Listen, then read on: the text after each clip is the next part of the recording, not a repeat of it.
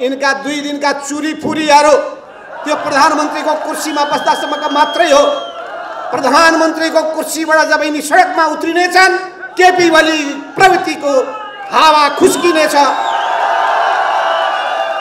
सम्पूर्ण अधिकार केपी ओलीको हातमा केन्द्रित। हिटलर नेपाली हिटलरको अवतार भएका छन् केपी ओली। नेकपा एमाले हाम्रो हो, केपी ओलीको होइन। त्यसो हुनाले अब केपी ओलीले जालझेल गरेर कानुनी हिसाबले कब्जा गर्यो भने विचार गरौँला, होइन भने नेकपा एमाले हाम्रो हो, केपी ओली बिमाले हुन् सीमाले हुन्, उनी यो पार्टी छोडेर गए हुन्छ। तर्सेका छौँ केपी ओलीको स्पष्टीकरणबाट, तर्सेका छैनौँ, मैदान छोडेर भाग्नेवाला छैनौँ। कस्ता कस्ता कहाँ आए केपी ओली मेरो सामने। सबै खालका चुनौतीको सामना गर्नुपर्छ भन्ने मेरो मान्यता छ। त्यसो हुनाले आइरहन्छन् चुनौतीहरू। जसरी नदी बगिरहन्छ बाधाहरू आइरहन्छन्, बाधा पन्छाउँदै नदी अघि बढिरहन्छ। यही मान्यताका साथ हामी अगाडि बढ्छौँ। एमाले हामी हौँ, केपी ओलीले प्रचार गरेको। जनताको बहुदलीय जनवादको हिमायती हामी हौँ, केपी ओलीले प्रचार गरेको। यो सोच्नुहोस् त, जनताको बहुदलीय जनवाद र केपी ओलीको कहिले भेट भएको थियो? कहिले भेट भएको थियो? अहिले भेट भएको छ। अहिले केपी ओली जनताको बहुदलीय जनवादको मान्यतामा अगाडि बढिरहेका छन्। आफ्नो दासहरू मात्रै राखेका छन्, आसे पासे दासहरू मात्रै।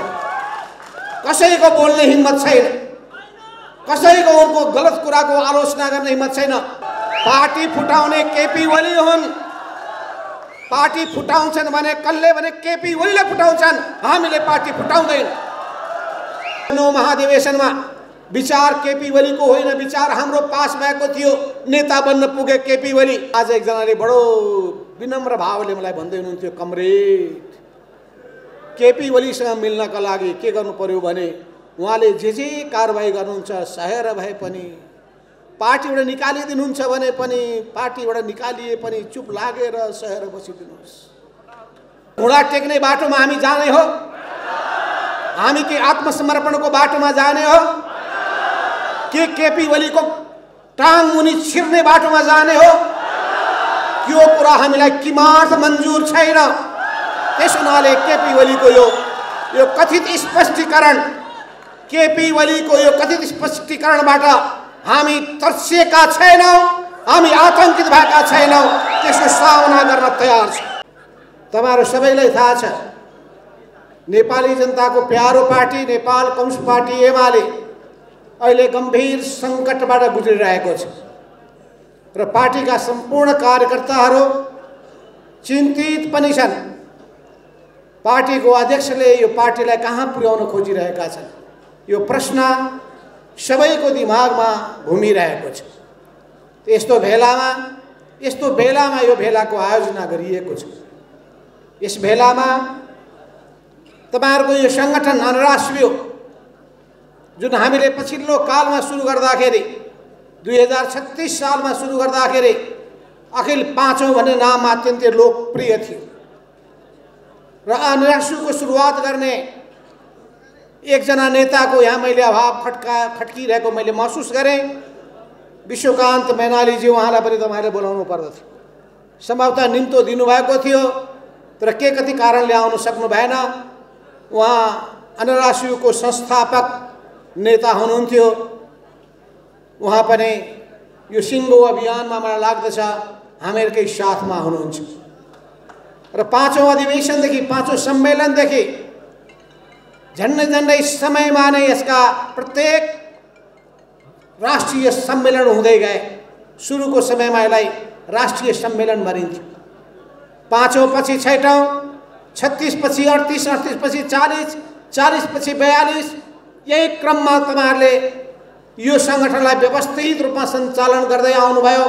तर त्यो संगठनको पाँचौं अन्तर्राष्ट्रियको पाँचौं राष्ट्रिय सम्मेलनबाट निर्वाचित हुनुभएका विद्यार्थीहरूका जसरी शिक्षकको भीष्म पितामह बद्री खतवडा भन्छौँ, विद्यार्थीहरूको पनि भीष्म पितामह हुनुहुन्छ टङ्क कार्कीजी। अहिले पनि युवै देखिनुहुन्छ। त्यस बेलामा म सम्झिरहेको छु, एउटा टिम थियो त्यतिखेर। अध्यक्ष हुनुहुन्थ्यो टङ्क कार्की, उपाध्यक्ष हुनुहुन्थ्यो भीम न्यौपाने, डाक्टर भीम न्यौपाने, अनि महासचिव हुनुहुन्थ्यो रामचन्द्र आचार्य र भीम रावल। र भीम रावल त्यो बेला पार्टीको हाम्रो टिमको सचिव हुनुहुन्थ्यो। त्यो हाम्रो व्यवस्था थियो त्यतिखेर। म अहिले पनि सम्झिरहेको छु, त्यो न्युक्लियसको माध्यमबाट हामीले अनरासुलाई सञ्चालन गर्ने गर्दथ्यौँ र अनरासु सञ्चालन गर्ने जिम्मेवारी पार्टीको तर्फबाट तत्कालीन नेकपा मालेको तर्फबाट मैले नै पाएको थिएँ। संजोगले म पनि विद्यार्थी नेता थिएँ एक समय। गोकर्णजी हुनुभयो युवा नेता, म युवा नेता हुन पाइनँ र विद्यार्थी नेता हुने मैले मौका पाएको थिएँ। तर अनरासु सङ्गठन बनिसकेपछि होइन, अनरासु सङ्गठन या देशभरिका सोबिउ कसरी निर्माण गर्ने भन्ने सन्दर्भमा त्यतिखेर जतिखेर मैले विद्यार्थी आन्दोलनमा हुम्बिएको थिएँ, त्यतिखेर आन्दोलन चलिरहेको थियो। सोबिउ स्थापनाको आन्दोलन 2025-26 सालमा त्यो सोबिउ स्थापनाको आन्दोलनको विधान बनाउने मस्यौदा कमिटीमा म विद्यार्थीबाट निर्वाचित भएर वीरगञ्जको ठाकुरराम कलेजको विद्यार्थीको हैसियतले म निर्वाचित भएर सोबिउको विधान निर्माण गर्ने कमिटीमा थिएँ। संजोग भन्नुपर्दछ, मनमोहन अधिकारीका भाइ जगतमोहन अधिकारी त्यो कलेजको प्रिन्सिपल हुनुहुन्थ्यो र त्यही कलेजबाट हामीले विद्यार्थी आन्दोलनलाई सुरु गर्ने सन्दर्भमा म पुष्पलाल समूहको पार्टी सदस्य भएको थिएँ 2026 सालमा। कलेजमा मैले पाइला टेकेको थिएँ 2024 सालमा। मेरो उमेर 24 सालमा कति थियो होला सम्झिनुहोस्। भर्खरको युवा, अहिले पनि म युवा नै आफूलाई ठान्दैछु।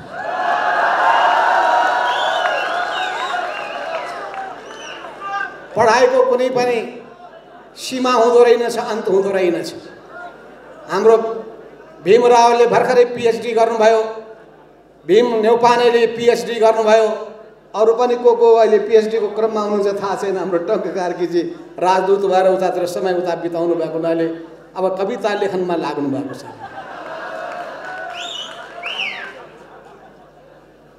त्यतिखेरको त्यो टिम म सम्झिरहेको छु। भीम रावल, टङ्क कार्की, भीम न्यौपाने, रामचन्द्र आचार्य, ठाकुरचन्द्र श्रेष्ठ लगायतका एउटा विद्यार्थीहरूको टिम थियो। त्यो टिमले त्यतिखेर पञ्चायत विरोधी आन्दोलनमा अगुवाई गरिरहेको थियो। त्यतिखेरै शिक्षक सङ्गठन थियो, त्यसले आन्दोलनमा भूमिका खेलिरहेको थियो। र त्यतिखेर मजदुरहरूको सङ्गठन थियो नेसमयो, नेपाल स्वतन्त्र मजदुर युनियन, र त्यसले मजदुर शक्तिलाई परिचालित गरिरहेको थियो। यी तीनटा शक्तिहरू खास गरिकन विद्यार्थी र शिक्षकले त्यतिखेर आन्दोलनमा महत्त्वपूर्ण भूमिका खेलेका थिए। यस अर्थमा त्यो आन्दोलनमा महत्त्वपूर्ण भूमिका खेलेकोमा पञ्चायती व्यवस्थालाई धराशायी पार्नका लागि अत्यन्तै महत्त्वपूर्ण भूमिका खेलेकोमा र पछिल्लो कालमा गणतन्त्रको निम्ति आन्दोलनको सन्दर्भमा म सम्झिरहेको छु। सुरेन्द्र पाण्डे विद्यार्थी इन्चार्ज हुनुहुन्थ्यो त्यतिखेर, राजेन्द्र राई अनरासुको अध्यक्ष हुनुहुन्थ्यो त्यतिखेर। उहाँहरूले गणतन्त्रको नारा घन्काउनु भएको थियो। पार्टीले पनि पार्टीको बैठक बसेर उहाँहरूको त्यो त्यतिखेरको अग्रसरतालाई शाबासी दिँदै गणतन्त्रको नारालाई सदर गरेको थियो र अगाडि बढ्ने काम गरेको थियो। यसका लागि म अनरासुलाई, यसका नेताहरूलाई बधाई दिन चाहन्छु। तपाईँहरूलाई म अभिवादन गर्न चाहन्छु। तपाईँहरूले परसम्मको कुरा सोचेर आन्दोलनमा आफ्नो सम्पूर्ण शक्ति सामर्थ्य जीवन समर्पित गर्ने काममा भूमिका खेल्नुभयो। र अहिलेसम्म भएको अनरासुका जति पनि सम्मेलन छन्, 5औं राष्ट्रिय सम्मेलनदेखि लिएर 22औं राष्ट्रिय सम्मेलनसम्म, पछि यसलाई महाधिवेशन भन्न थालियो क्या होइन ठाकुरजी? राष्ट्रिय सम्मेलन, राष्ट्रिय महाधिवेशन, अनि त्यसखेर हामीले पार्टीको लागि महाधिवेशन भन्ने, अरूको लागि सम्मेलन भन्ने हामीले धारणा बनाएका थियौँ। यस अर्थमा 18वटा सम्मेलन, राष्ट्रिय सम्मेलन, महाधिवेशन भइसकेका छन्। र यी 18वटा राष्ट्रिय महाधिवेशनहरूमध्ये निर्वाचित भएका अध्यक्षहरूमध्ये कति खुसीको कुरा, 18 जना अध्यक्ष मध्ये 12 जना हामीको साथमा अगाडि बढिरहनु भएको छ। 6 जनालाई अझै तान्न बाँकी छ, ल्याउन बाँकी छ। 6 जनाहरूले पुनर्विचार गर्नुहोला। 1 जना त बितिसक्नुभयो, 5 जना मात्रै भन्न सकिन्छ अहिले, रामनाथ ढकाल। यस अर्थमा त्यतिखेरका अध्यक्ष यहाँ ठाकुर गैरे पनि हुनुहुन्छ। थोरै मात्रै आउनुभएछ, अरूलाई पनि बनाउनु पर्दथ्यो, के भएछ? तुलबहादुर गुरुङलाई त मैले बोलाउनै पर्दथ्यो। 101 योद्धाहरू जसले महत्त्वपूर्ण भूमिका खेल्नुभयो, रामकुमारी झाँक्री, त्यसै गरी अरुण नेपाल, योगेश भट्टराई, यी सबै तपाईँहरूका नेताहरू जसले विद्यार्थी आन्दोलन हाँक्नु भएको थियो, विद्यार्थी सङ्गठन सञ्चालन गर्नुभएको थियो, विद्यार्थी नेताहरू तयार गर्नुभएको थियो, जोसिला युवा नेताहरू विद्यार्थीहरू तयार भएका थिए। तिनैहरू पछि गएर पार्टीको आधार बन्न पुगेका थिए, ढाड बन्न पुगेका थिए, ब्याकबोनको रूपमा भूमिका खेल्न लाग्यो। त्यसो हुनाले अहिले भर्खरै पूर्ववक्ता कमरेडले भन्नुभयो, तपाईहरुबाट हामीले धेरै आशा गरेका छौँ, तपाईहरुबाट हामीले धेरै अपेक्षा गरेका छौँ र हामी चाहन्छौँ तपाईहरु भोलिको पार्टीको जिम्मेवारीमा पुग्नका लागि आफूलाई अहिलेदेखि नै योग्य साबित गर्नुहुनेछ। यतिकै पदको तान रहना थाप गरेर पुग्दैन, त्यसको निम्ति न्यूनतम योग्यताहरू पूरा गर्नुपर्ने हुन्छ तपाईहरुले। र असल कार्यकर्ता तयार गर्ने पहिलो कारखाना यही विद्यार्थी हो। यही विद्यार्थीको कारखानाबाट हामी जुन कच्चा पदार्थहरू प्रवेश गराउँछौँ त्यही पक्का पदार्थ भएर पार्टीको कार्यकर्ता निर्माण हुन्छ। त्यसो हुनाले हामी चाहन्छौँ यसमा असल व्यक्तिहरूलाई विभिन्न ठाउँको जिम्मेवारीमा अगाडि बढाउने काम गर्नुहोस्। प्रत्येक व्यक्तिहरूले आफूमा के राम्रा कुराहरू छन् त्यसलाई पनि ध्यानमा राख्नुहोस् र आफ्ना कमजोरी के छन् भन्ने कुरामा पनि ध्यान दिनुहोस्। कमजोरी सुधार्नका लागि अग्रसर हुनुहोस्, राम्रा कुरा सिक्नका लागि पनि तत्पर हुनुहोस्। कमजोरी हटाउन नसक्नेले राम्रो कुराहरू ग्रहण गर्न सक्दैन, राम्रो कुरा सिक्न नचाहने मान्छेले आफूलाई विकास गरेर लान सक्दैन। त्यसो हुनाले केपी ओली र हामीमा फरक के हो भने केपी ओली के सिकाउनुहुन्छ भने विद्यार्थीले पढ्ने होइन, हामीले सिकाउने के हो भने विद्यार्थीले नै पढ्ने हो र पढ्ने व्यक्तिले नै त्यो ज्ञानी हुन्छ, गुणी हुन्छ, पढ्ने व्यक्ति नै संस्कारयुक्त हुन्छ। त्यसो हुनाले पढ्ने कुरालाई हामी प्रोत्साहन दिन्छौँ, मेहनतका साथ अध्ययन गर्नेलाई हामी अत्यन्तै अघि बढ्ने हौसला प्रदान गर्दछौँ। हामीले पनि आफ्नो समयमा विद्यार्थी हुँदाखेरि विद्यार्थी नेताको पनि जिम्मा पुरा गरिरहेका थियौँ, जागिर गरेर पनि कमाई गरिरहेका थियौँ अनि राजनीति गरेर पनि अर्कोतर्फ जनताको माझमा गइरहेका थियौँ। अध्ययनलाई पनि साथमा बढाउने अनि राजनीतिलाई पनि साथमा लिएर जाने र जीवनयापन गर्ने कामको निम्ति आफै मेहनत गरेर नोकरी गरेर जीवनयापन गर्ने यस्तो संस्कारबाट हुर्केका हुनाले हामी असल मान्छेको खोजी गर्दथ्यौँ। तपाईहरुको माझमा भन्ने गरेको छु, त्यतिखेर विद्यार्थीलाई आकर्षित गर्ने हामीले तरिका अपनाएका थियौँ। आफ्नो कलेजमा पढाएका शिक्षकहरूको नोट्स तयार गर्ने र त्यो नोट्सहरू अरूलाई दिने, त्यो नोट्सको आधारमा विद्यार्थीलाई आफूतर्फ आकर्षित गर्ने, पढ्नका लागि उत्प्रेरित गर्ने, मेहनती हुनका लागि उत्प्रेरित गर्ने, असल मानिस बन्नका लागि उत्प्रेरित गर्ने। त्यसो हुनाले मैले तपाईलाई पहिलो बताउनु पर्ने कुरा भने मेहनतका साथ अध्ययन गर्ने काम गर्नुहोस्। तपाईहरु विद्यार्थी नै हो, विद्यार्थी त्यो पनि विद्यार्थी भएको हुनाले यसको कामै भनेको अध्ययन गर्ने हो। अध्ययन र राजनीतिको बीचमा तालमेल कसरी मिलाउने एउटा ठुलो चुनौती हुन्छ, तर पढाइ पनि नछुटोस्, राजनीतिक जिम्मेवारी पनि पूरा गर्न सकियोस्। यो दुईटैमा तालमेल कसरी मिलाउने हो त्यसबारेमा तपाईहरुले आफ्नो समयको व्यवस्थापन गर्न सक्नु पर्दछ। समयको व्यवस्थापन गर्न सक्नुपर्छ। जाँच पनि चलिरहेको छ, यता जिम्मेवारी पनि पूरा गर्नु पर्दाखेरि संगठनले पनि विचार पुर्याउनु पर्दछ। पढाइमा पनि असर नपरोस् र संगठनको काममा पनि असर नपरोस्। यो दुईटैमा कसरी तालमेल मिलाउने हो भन्ने बारेमा ध्यान पुर्याउनु पर्दछ। किनभने हामीलाई थाहा छ सानो बच्चादेखि नै हामी जसरी हुर्काउँछौँ, बाबुआमाले जसरी हुर्काउँछन्, त्यो बच्चाको दिमागमा जुन प्रभाव पर्छ, इम्प्रेसन पर्छ, त्यो जीवनको अन्तिम समय पनि त्यो कायम रहिरहन्छ। त्यस हुनाले राम्रो कुरा हामीले सिकाउनुपर्छ, राम्रो भावना जगाउनुपर्छ, राम्रो संस्कार दिनुपर्छ, राम्रो बानी बेहोरा ग्रहण गर्नको लागि प्रेरित गर्नुपर्दछ। त्यस हुनाले हामी र केपी ओलीमा रहेको आधारभूत भिन्नता के हो भने केपी ओली को प्रवृत्ति छुट्टै छ। उहाँको प्रवृत्ति के छ भने व्यक्तिवादी प्रवृत्ति छ। हाम्रो प्रवृत्ति के छ भने सामूहिकतावादी प्रवृत्ति छ, एकतावादी, आफूलाई व्यक्तिवादी, आफूलाई केन्द्रमा राखेर चल्ने प्रवृत्ति केपी ओलीमा छ। हामीले संगठनलाई केन्द्रबिन्दुमा राखेर चल्ने कुरालाई प्रोत्साहित गर्दछौँ। हामीमा त्यो संगठनवादी प्रवृत्ति रहेको छ। त्यस हुनाले दुईटामा रहेको भिन्नतालाई तपाईँले बुझ्नै पर्छ। कतिपयलाई थाहा छैन के हो झगडा, केपी ओली र यता अर्को समूहको बीचमा के हो, द्वन्द्वको कारण के हो, विवादको कारण के हो। कतै पदको हानाथाप त होइन, कतै स्वार्थको बाजाबाज त होइन, कतै व्यक्तिका अहङ्कारहरू टक्राइरहेका त होइनन्। यस्ता खालका कुराहरू तपाईँका मनमा पर्न सक्छन्। कतिपयले पारेको हुन सक्दछ, कतिपयले प्रचार गरेको हुन सक्दछ।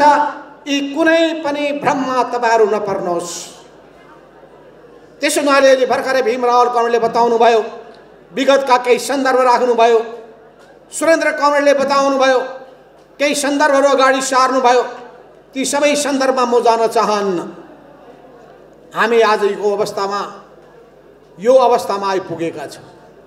र आज एकजनाले बडो विनम्र भावले मलाई भन्दै हुनुहुन्थ्यो, कमरेड केपी ओलीसँग मिल्नका लागि के गर्नु पर्यो भने उहाँले जे कारबाही गर्नुहुन्छ सहेर भए पनि, पार्टीबाट निकालिदिनुहुन्छ भने पनि, पार्टीबाट निकालिए पनि चुप लागेर सहेर बसिदिनुहोस्। के त्यही बाटोमा हामी जाने हो? के घुँडा टेक्ने बाटोमा हामी जाने हो? हामी के आत्मसमर्पणको बाटोमा जाने हो? के केपी ओलीको टाङ मुनि छिर्ने बाटोमा जाने हो? यो कुरा हामीलाई किमार्थ मन्जुर छैन। त्यस हुनाले केपी ओलीको यो कथित स्पष्टीकरण, केपी ओलीको यो कथित स्पष्टीकरणबाट हामी तर्सिएका छैनौँ, हामी आतंकित भएका छैनौँ, त्यसको सामना गर्न तयार छौँ। आज मैले एउटा पत्रिका पढेँ, पत्रिकामा लेखेको रहेछ माधव नेपाल अलमलमा,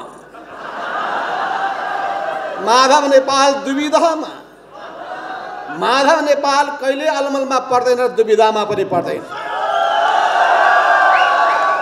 चुनौतीको सामना गर्दै अगाडि बढ्छ। कस्ता कस्ता कहाँ आए केपी ओली मेरो सामने। त्यस हुनाले केपी ओलीसँग लड्ने कुरा कुनै ठुलो गाह्रो कुरा होइन। यिनका 2 दिनका चुरी फुरीहरू त्यो प्रधानमन्त्रीको कुर्सीमा बस्दासम्मका मात्रै हो। प्रधानमन्त्रीको कुर्सीबाट जब यिनी सडकमा उत्रिनेछन्, केपी ओली प्रवृत्तिको हावा खुस्किनेछ। त्यसो हुनाले पत्रकार साथीहरू, मलाई तपाईँले अझै बुझ्नु भएकै रहेनछ। तपाईँहरूलाई मैले आफ्नो इतिहास बताउन पाएकै छैन। मैले वीरेन्द्र राजा हुँदाखेरि कसरी डिल गरेका थिएँ, ज्ञानेन्द्र हुँदाखेरि कसरी डिल गरेका थिएँ तपाईँलाई सुनाउनै पाएको छैन। गिरिजा प्रसाद कोइरालासँग कसरी डिल गरिएको थियो, कृष्ण भट्टराईसँग कसरी गरिएको थियो, अनि गणेशमान सिंहसँग कसरी गरिएको थियो काङ्ग्रेसका नेतासँग, अनि सद्भावनाका गजेन्द्र नारायण सिंहसँग कसरी गरिएको थियो नेपालको राजनीतिमा के गरियो बताउनै बाँकी छ। त्यतिखेर विदेशी शक्तिले मलाई कति दबाब दिएको थियो, कति धम्की दिएको थियो, त्यो धम्की र चुनौतीको कति सामना गरियो भन्न बाँकी नै छ। पार्टीभित्र कस्ता कस्ता समस्याहरू आइपुगे, ती समस्या र चुनौतीको कसरी सामना गरियो, त्यो सबै फेरि तपाईँको बिचमा राख्न बाँकी नै छ। तर यति भन्न चाहन्छु म तपाईँलाई, आज एकजना आउनुभयो थियो, कमरेड मलाई रातभरि निन्द्रा लागेन भन्नु। मैले हुन स्वाभाविक हो, तर मेरो स्वभाव अलि फरक छ। म त आनन्दले रातभरि सुतेँ, आनन्दले। सबै कालका चुनौतीको सामना गर्नुपर्छ भन्ने मेरो मान्यता छ। त्यसो हुनाले आइरहन्छन् चुनौतीहरू। जसरी नदी बगिरहन्छ, बाधाहरू आइरहन्छन्, बाधा पन्छाउँदै नदी अघि बढिरहन्छ। यही मान्यताका साथ हामी अगाडि बढ्छौँ। बाधा पन्छाउँदै नदी बगिरहन्छ, यही मान्यताका साथमा यो राजनीतिमा म होमिएको हुँ। 2022 साल 2023 सालमा मैले एसएलसी पास गरेको हुँ। यसो हेर्दा हेर्दै 54-55 वर्ष भइसकेका छ। यहाँ चाहिँ मेरो नातिनी पनि कोही छन् भने आइसकेका होला। नातिनीको पनि पनातिनी जन्मिसकेको त्यो पनि छन् होला। तर पनि म आफूलाई युवा नै ठान्ने गरिरहेको छु अहिले। किन भन्दाखेरि युवामा पनि तपाईँभन्दा कम युवा जोस छैन। मैले त सङ्कल्प गरिसकेको छु 77 जिल्ला जानेछु। म 77 जिल्ला जानेछु, सङ्गठन बनाउनेछु। जसरी 32 सालदेखि सङ्गठन बनाउने काम गरियो, चाहे त्यतिखेर सिपी मैनालीसँग होस्, या पछिल्लो कालमा जेएन खनालसँग होस्, या मदन भण्डारीसँग होस्, या त्यसपछि मेरो सहयोद्धाको रूपमा अगाडि बढ्नुभएको प्रदीप नेपाल जस्ता योद्धाहरूको साथमा होस्, ती सबै सन्दर्भमा मलाई साथ दिने योद्धाहरूलाई म सम्झिरहेको छु। तर सम्झिरहेको छु सँगसँगै हिँड्ने योद्धाहरूले कतिपय साथ छोडे, माथि बढाइएका, माथि हुर्काइएका, जिम्मा दिएका, ठाउँमा पुर्याएका मान्छेले धोका दिएको पनि म सम्झिरहेको छु। तर त्यसबाट म विचलित भएको छैन।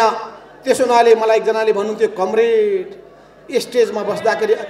स्टेजमा बस्दाखेरि अनुहार उज्यालो गर्नुहोस् न, अलि अनिहारो जस्तो भयो, मुसुक हाँसिदिनुहोस्। चाहिँ म हाँस्ने प्रयत्न गर्दै थिएँ। तपाईँहरूमा अलिकता पनि नपरोस् कि हामी तर्सेका छौँ, केपी ओलीको स्पष्टीकरणबाट तर्सेका छैनौँ, मैदान छोडेर भाग्नेवाला छैनौँ।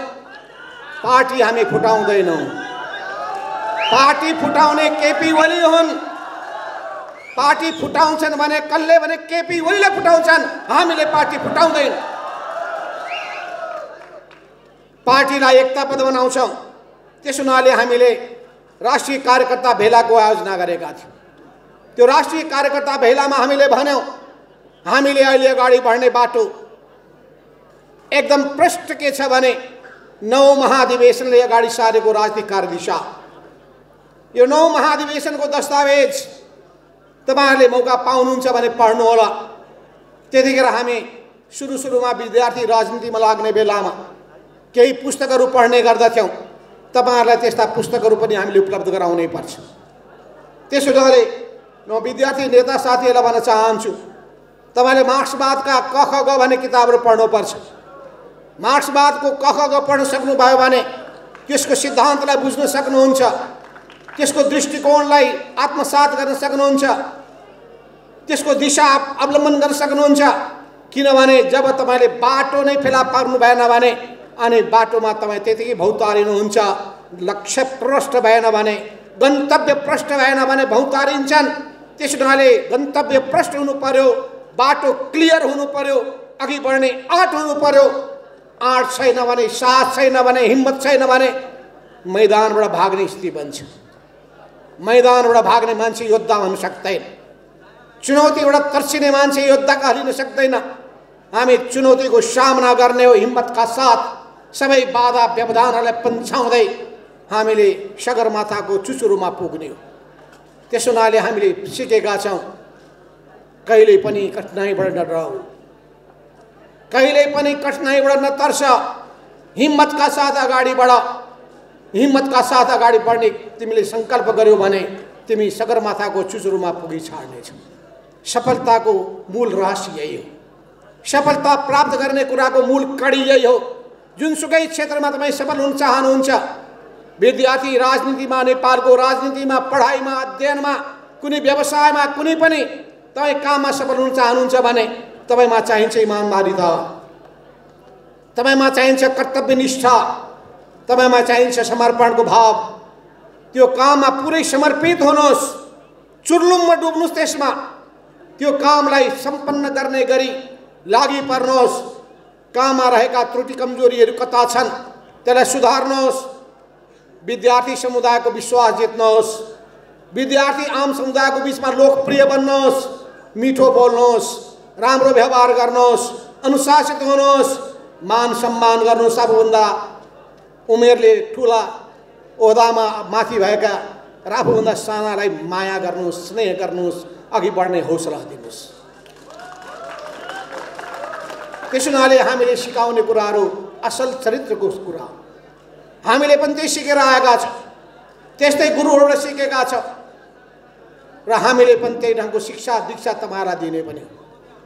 अहङ्कारी व्यक्ति कहिले काम लाग्दैनन्, दम्भी व्यक्तिहरू कसैको प्रिय हुँदैनन्।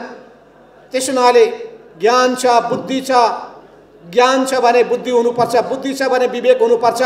यो ज्ञान बुद्धि र विवेकको संयोजन हुनुपर्दछ।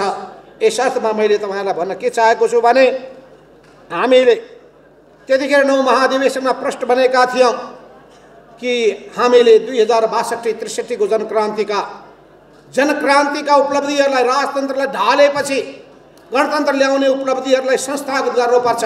अर्थात् अब यो मुलुक फेरि पुरानो राजतन्त्रमा फर्किन सक्दैन र फर्किन दिँदैनौँ, हामी पराजित गरी छाड्नेछौँ।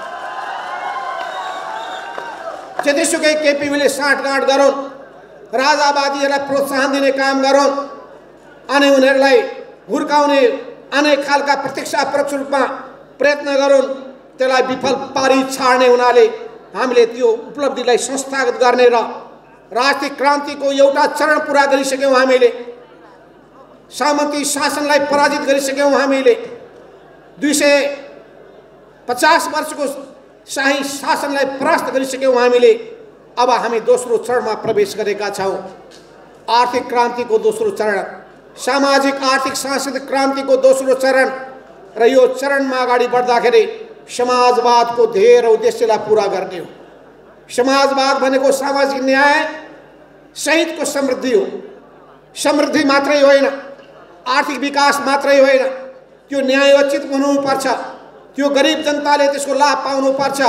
मुठ्ठीभर मान्छे अरबपति खरबपति हुने अनि लाखौँ करोडौँ मान्छेहरू बिहान बेलुका खान नपाएर बहुतारिने, त्यस्तो व्यवस्था हामीलाई चाहिएको छैन। त्यसो हुनाले हामीले भनेका छौँ हाम्रो व्यवस्था जनताका लागि हो। यस अर्थमा कम्युनिस्ट आन्दोलन अहिले नेपालमा लोकप्रिय हुनु पछाडिको के होला कारण? त्यसको कारण एउटा के हो भने नेपालको राजनीतिको त्यसले नशा समातेको छ, नाडी समातेको छ। नेपाली जनताको मुटुको धुकधुकी उसले बुझेको छ। यही धुकधुकी बुझ्न सक्यो भने पार्टी बलियो हुन्छ, आन्दोलन सशक्त हुन्छ, सफलताको बिन्दुमा पुग्छ। जब राष्ट्रिय राजनीतिको नाडी समात्न सकिँदैन, देशको र जनताको भावना बुझ्न सकिँदैन भने त्यस्ता पार्टीहरू काम लाग्दैनन्, इतिहासको अजायब घरमा जानेछन्। जसरी टंक प्रसादजीले खोल्नुभएको प्रजा परिषद इतिहासको विषय बनिसकेको छ। कतिपय देशमा कम्युनिस्ट पार्टीले राम्ररी जनताको भावना बुझ्न सकेन, राष्ट्रिय आवश्यकता बुझ्न सकेन। ती देशमा कम्युनिस्ट पार्टीको अवसान भइसकेको छ। त्यो बाटोमा हामी जाने होइन। नेपालको अवस्था विशिष्ट छ। नेपाल एउटा फर्टाइल ग्राउन्ड भएको देश हो। कम्युनिस्ट आन्दोलनका लागि हाम्रा पुर्खाहरूले रगत बगाएका छन्। पुष्पलालले सुरु गर्नुभएको 6 सालको कम्युनिस्ट पार्टी, मनमोहन अधिकारी र मदन भण्डारी जस्ता योद्धाहरू, किसान आन्दोलनमा अगाडि बढेका तुलसीलाल अमात्य जस्ता योद्धाहरू यो पार्टीको आन्दोलनका विभिन्न चरणमा अगुवाई गर्दै अगाडि बढेका छन्। उहाँहरूकै त्याग तपस्या बलिदानबाट उत्प्रेरित हुँदै हामी अगाडि बढेका छौँ। त्यसो हुनाले त्यो पुस्ताको इतिहासलाई अब मूल्याङ्कन नगर्नुहोस्। उहाँहरूको मान सम्मानमा अनि आघात पुर्ने कुनै पनि काम नगर्नुहोस्। उहाँहरूको पवित्र भावनाबाट सिक्नुहोस्, उहाँहरूको योगदानबाट उत्प्रेरित हुनुहोस्, अगाडि बढ्नुहोस्। त्यसो हुनाले हामीले राम्रो उत्तराधिकारी भएर अगाडि बढ्न सक्नुपर्छ। तर आन्दोलनमा राम्रा योद्धाहरू पनि सहभागी हुने गर्दछन्, कहिलेकाहीँ नराम्रा पात्रहरू पनि प्रवेश गर्दछन्। नराम्रा पात्रहरू प्रवेश गरेकै थिए। तपाईँलाई थाहा छ दोस्रो महाधिवेशनको बेलामा विचार पास भएको थियो पुष्पलालको, अनि नेतृत्व लिएका थिए केशवजंग रायमाझीले, जसले पछि कम्युनिस्ट पार्टीलाई दरबारमा बुझाइदिए, पञ्चायती व्यवस्थालाई समर्थन गरे, कम्युनिस्ट आन्दोलनलाई कुनै विघटनको अवस्थामा पुर्याउन खोजे। त्यस्तै भयो 9 महाधिवेशनमा विचार केपी ओलीको होइन, विचार हाम्रो पास भएको थियो। नेता बन्न पुगे केपी ओली, आज कम्युनिस्ट पार्टीलाई उनले विसर्जनको दिशामा लाँदैछन्, विघटनको दिशामा लाँदैछन्, छिन्न भिन्न पुर्याउने काममा जुटिरहेका छन्। त्यसो हुनाले हामीले अब त्यो जिम्मेवारी फेरि बोक्नु पर्दछ। केपी ओलीको भ्रमबाट धेरैलाई मुक्त गर्नुपर्छ। अनेक किसिमका प्रचारहरू गरिरहेका छन्। त्यो प्रचारबाट जनतालाई, भ्रमपूर्ण प्रचारबाट जनतालाई, कार्यकर्तालाई मुक्त गर्न सक्नुपर्छ। भ्रमपूर्ण प्रचार के हो भने एमाले हामी हौं केपी ओलीले प्रचार गरेको, जनताको बहुदलीय जनवादको हिमायती हामी हौं केपी ओलीले प्रचार गरेको। यो सोच्नुहोस् त, जनताको बहुदलीय जनवाद र केपी ओलीको कहिले भेट भएको थियो? कहिले भेट भएको थियो? अहिले भेट भएको छ? अहिले केपी ओली जनताको बहुदलीय जनवादको मान्यतामा अगाडि बढिरहेका छन्। जनताको बहुदलीय जनवादको मान्यता के हो? सबभन्दा पहिलो कुरो भनेको बहुमतको निर्णयलाई मान्नु। उनले बहुमतलाई कुनै टेरेका छैनन्। अहिले पार्टीको तपाईले पहिले पनि पार्टी एकीकरण गरे, नेकपा कम्युनिस्ट पार्टी नेकपा बन्यो। त्यो नेकपामा उनी अल्पमतमा परे। स्थायी कमिटीमा सचिवालयमा अल्पमत 5 जना उनका विरुद्धमा थिए, 4 जना उनको पक्षमा भए। अनि त्यसपछि स्थायी कमिटीमा अल्पमत उनका पक्षमा थोरै मान्छे थिए, केन्द्रीय कमिटीमा अल्पमत। तब उनले भने सचिवालय भनेको त हुल्लडबाजहरूको संगठन हो रे, अनि स्थायी कमिटी भनेको त बाहुबलीहरूको संगठन हो रे, अनि केन्द्रीय कमिटी भनेको त सडक छापहरूको संगठन रे। उनले आरोप लगाएको आफ्नो बहुमत नभएको हुनाले हुल्लडबाज भयो, त्यो बाहुबली भयो, त्यो सडक छाप हुन पुग्यो। अहिले उनले के काम गरेका छन्? आफ्नो दासहरू मात्रै राखेका छन्, आसेपासे दासहरू मात्रै। कसैको बोल्ने हिम्मत छैन, कसैको उनको गलत कुराको आलोचना गर्ने हिम्मत छैन। जबकि कम्युनिस्ट पार्टीमा र जनताको बहुदलीय जनवाद मान्नेमा दोस्रो हुनुपर्छ आलोचनाको चेत र आलोचना सुन्ने सहनशीलताको प्रवृत्ति। जनताको बहुदलीय जनवादले माग्दछ। जनताको बहुदलीय जनवादले के माग गर्दछ भने लोकतान्त्रिक चरित्र ग्रहण गर्नुपर्दछ। लोकतान्त्रिक चरित्र भनेको धेरैको कुरा सुन्ने, बहुमतको निर्णयलाई मान्ने, अल्पमतकोलाई सम्मान गर्ने, कमिटीलाई सर्वश्रेष्ठ कमिटीलाई कमिटीको मार्फतमा हुने, यो परिपाटीलाई स्वीकार गर्ने कुरा भनेको जनताको बहुदलीय जनवादको चरित्र हो। जनताको बहुदलीय जनवादले 3टा क्षेत्रमा लोकतान्त्रिक रूपान्तरण गर्ने उद्देश्य राखेको हुन्छ। पहिले कम्युनिस्ट पार्टी लोकतान्त्रिक तरिकाले चल्नु पर्दछ, किनभने संसारका अरू देशका कम्युनिस्ट पार्टी एकल तानाशाही पार्टीमा प्रवृत्ति देखिए। त्योभन्दा भिन्न ढङ्गले चलाउनु पर्छ भनेर मदन भण्डारीले अगाडि सार्नुभयो। आज केपी ओलीले त्यही दोहोऱ्याइरहेका छन्। सम्पूर्ण अधिकार केपी ओलीको हातमा केन्द्रित। हिटलर, नेपाली हिटलरको अवतार भएका छन् केपी ओली। त्यसो हुनाले त्यो जनताको बहुदलीय जनवाद होइन, त्यो केपी ओलीको निरङ्कुशतावादी अधिनायकवाद मात्रै हो।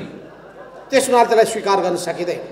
दोस्रो लोकतान्त्रिकरणको दोस्रो कुरो भनेको समाजको लोकतान्त्रिकरण र तेस्रो कुरो भनेको राज्य व्यवस्थाको लोकतान्त्रिकरण। यी सबैको सन्दर्भमा नै नेपालमा कम्युनिस्ट आन्दोलनले सुरुदेखि नै लोकतन्त्रको आवाज बुलन्द गर्दै आयो, देशभक्तिको राष्ट्रियताको झण्डा बुलन्द गर्दै आयो, सामाजिक न्यायको पक्षमा उभियो, समाजमा भएका अनेक खालका व्यथितिहरूको विरुद्धमा, कुरीतिहरूका विरुद्धमा, शोषण उत्पीडनका विरुद्धमा, असमानता र भेदभावका विरुद्धमा सशक्त आवाज उठाउँदै आयो। र अहिले पनि कम्युनिस्ट पार्टीमा लाग्ने व्यक्तिहरूले सधैँभरि 3टा कुरा बिर्सिनु हुँदैन। र 3टा कुरा भनेको राष्ट्रियता, लोकतन्त्र र जनजीविकाको, जनताको सामाजिक न्यायको कुरा हो। र कमरेड पुष्पलालले सुरुदेखि भन्नुभयो, यी सबैको निम्ति पहिले चाहिन्छ सिद्धान्त, सही विचार। सही विचार चाहिन्छ, सही सिद्धान्त चाहिन्छ। र हामी मार्क्सवाद, लेनिनवादको बाटोमा अगाडि बढ्छौँ।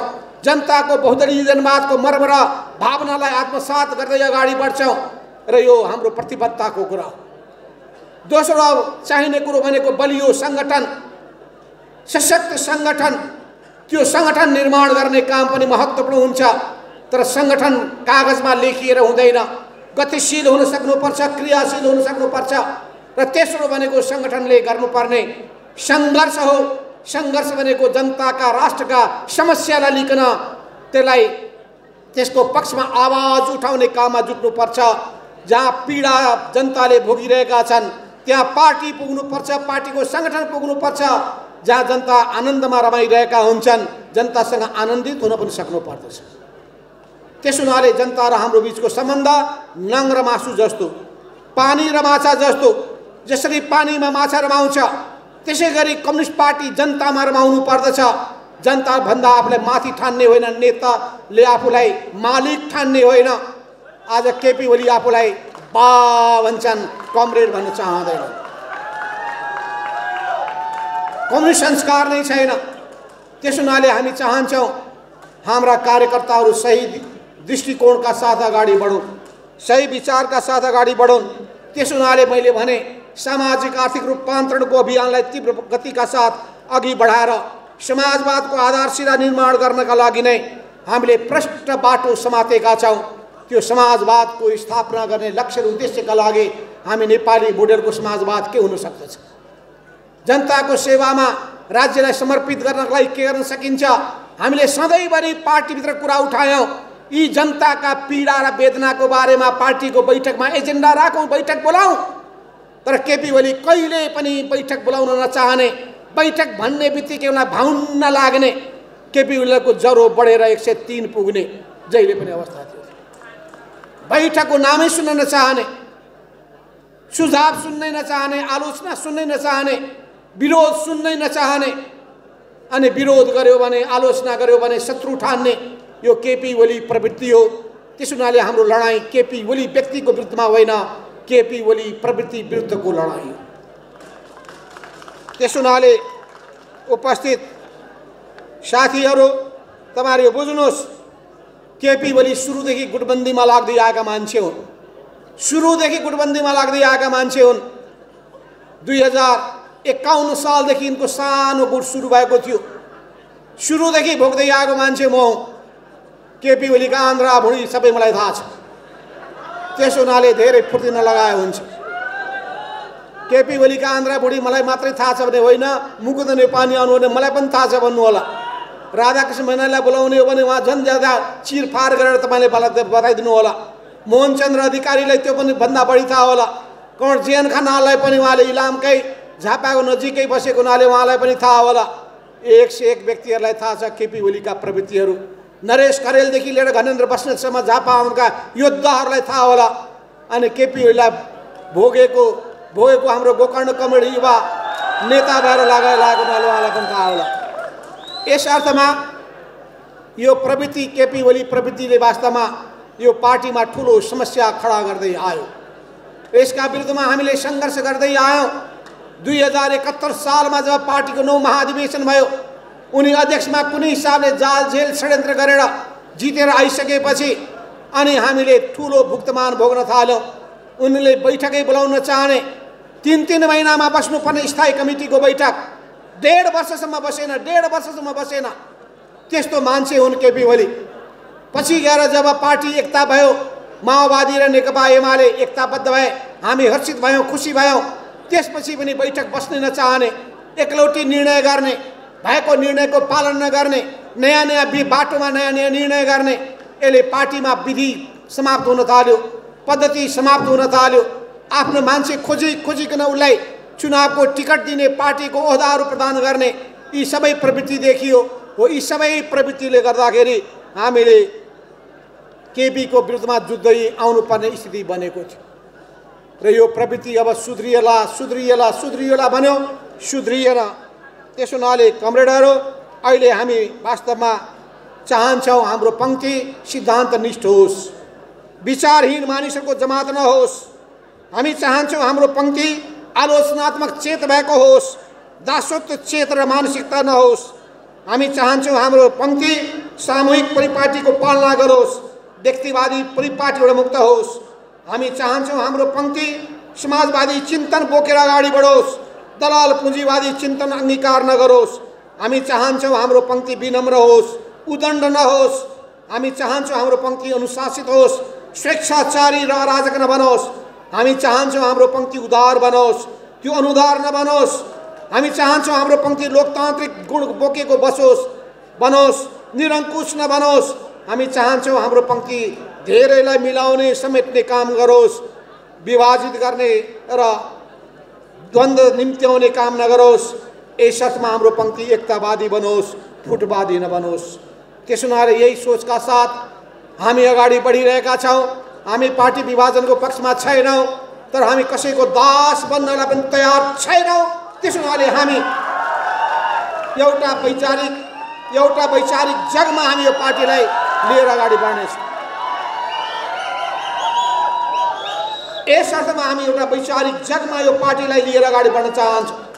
यो पार्टीलाई नयाँ उचाइमा पुर्याउन चाहन्छौँ। यो कम्युनिस्ट आन्दोलनलाई फेरि एकताबद्ध गर्नेछौँ। केपी ओली विभाजनको पक्षमा छन्, हामी एकताको पक्षमा छौँ, सबैलाई समेटेर लिएर जान्छौँ। र यसको लागि हामी देशभरिका कार्यकर्तामा उत्साह पैदा गर्न चाहन्छौँ। कार्यकर्तामा नयाँ उत्साह पैदा गर्नु अपराध होइन। निराश भएका कार्यकर्तामा आशावाद जगाउने कुरा गलत होइन। कार्यकर्तालाई गतिशील बनाउने कुरा अपराध होइन। कार्यकर्ता गतिशील भयो भने, उत्साहित भए भने अनि पार्टीमा जीवन आउँछ, ऊर्जा आउँछ र जीवन र ऊर्जा भएको पार्टीले नै जनताको मन र विश्वास जित्न सक्दछ। त्यसो हुनाले पनि अहिले हामीले राष्ट्रिय कार्यकर्ता भेला गरेका थियौँ। तपाईलाई थाहा छ त्यो भेलामा झन्डै 5000 देशभरिबाट कार्यकर्ता आएका थिए। केपी ओलीले के भन्ने गरेका थिए थाहा छ? 200 मान्छे आउँछन् कि आउँदैनन्, के आउँथे भनेका 5000 मान्छे आए। अझै हामीले सबै जनवर्गीय संगठनका केन्द्रीय कमिटीका सदस्यहरूमध्ये पदाधिकारी मात्रै भन्यौँ, नभए 100 जना मात्रै भयो भने पनि झन्डै 30 वटा संगठन छ, 3000 त त्यही हुने थिए। त्यही हामीलाई 5000 लाई सम्हाल्न कति गाह्रो परेको थियो, ठाउँै पाइएन, स्थानै छैन। बल्ल बल्ल एउटा हामीले ठाउँको व्यवस्थापन गर्यौँ। भित्र हलमा अटेनन्। हलभन्दा बढी मान्छे बाहिर हामीले पुरै त्रिपाल टाँगेर राख्नु परेको थियो र बहुत राम्रो व्यवस्था भएको हुनाले एउटा हामीले स्क्रिन राखेका थियौँ। त्यो स्क्रिन देखेपछि, मलाई सुनाएपछि साथीहरूले त्यो लाग्दथ्यो कि आफ्नो सामुमा स्टेज। कति राम्रो स्क्रिनको व्यवस्थापन थियो भने बाहिर हेर्दाखेरि पनि स्टेज अगाडि जस्तो देखिने। त्यस्तो खालको व्यवस्था गरेको हुनाले अत्यन्तै भव्यताका साथ, नयाँ उत्साहका साथ, ऊर्जाका साथ त्यो हामीले राष्ट्रिय कार्यकर्ता भेला सम्पन्न गर्यौँ। यही चैत्र तपाईँहरूको माझमा भन्ने गरेको छु। त्यतिखेर विद्यार्थीलाई आकर्षित गर्ने हामीले तरिका अपनाएका थियौँ। आफ्नो कलेजमा पढाएका शिक्षकहरूको नोट्स तयार गर्ने र त्यो नोट्सहरू अरूलाई दिने। त्यो नोट्सको आधारमा विद्यार्थीलाई आफूतर्फ आकर्षित गर्ने, पढ्नका लागि उत्प्रेरित गर्ने, मेहनती हुनका लागि उत्प्रेरित गर्ने, असल मानिस बन्नका लागि उत्प्रेरित गर्ने। त्यस हुनाले मैले तपाईँलाई पहिलो बताउनु पर्ने कुरा भने मेहनतका साथ अध्ययन गर्ने काम गर्नुहोस्। तपाईँहरू विद्यार्थी नै हो, विद्यार्थी। त्यो पनि विद्यार्थी भएको हुनाले यसको कामै भनेको अध्ययन गर्ने हो। अध्ययन र राजनीतिको बिचमा तालमेल कसरी मिलाउने एउटा ठुलो चुनौती हुन्छ। तर पढाइ पनि नछुटोस्, राजनीतिक जिम्मेवारी पनि पुरा गर्न सकियोस्। यो दुईटैमा तालमेल कसरी मिलाउने हो त्यसबारेमा तपाईँहरूले आफ्नो समयको व्यवस्थापन गर्न सक्नुपर्दछ। समयको व्यवस्थापन गर्न सक्नुपर्छ। जाँच पनि चलिरहेको छ। यता जिम्मेवारी पनि पुरा गर्नु पर्दाखेरि सङ्गठनले पनि विचार पुर्याउनु पर्दछ। पढाइमा पनि असर नपरोस् र सङ्गठनको काममा पनि असर नपरोस्। यो दुईटैमा कसरी तालमेल मिलाउने हो भन्ने बारेमा ध्यान पुर्याउनु पर्दछ। किनभने हामीलाई थाहा छ, सानो बच्चादेखि नै हामी जसरी हुर्काउँछौँ, बाबुआमाले जसरी हुर्काउँछन्, त्यो बच्चाको दिमागमा जुन प्रभाव पर्छ, इम्प्रेसन पर्छ, त्यो जीवनको अन्तिम समय पनि त्यो कायम रहिरहन्छ। त्यस हुनाले राम्रो कुरा हामीले सिकाउनुपर्छ, राम्रो भावना जगाउनुपर्छ, राम्रो संस्कार दिनुपर्छ, राम्रो बानी बेहोरा ग्रहण गर्नका लागि प्रेरित गर्नुपर्दछ।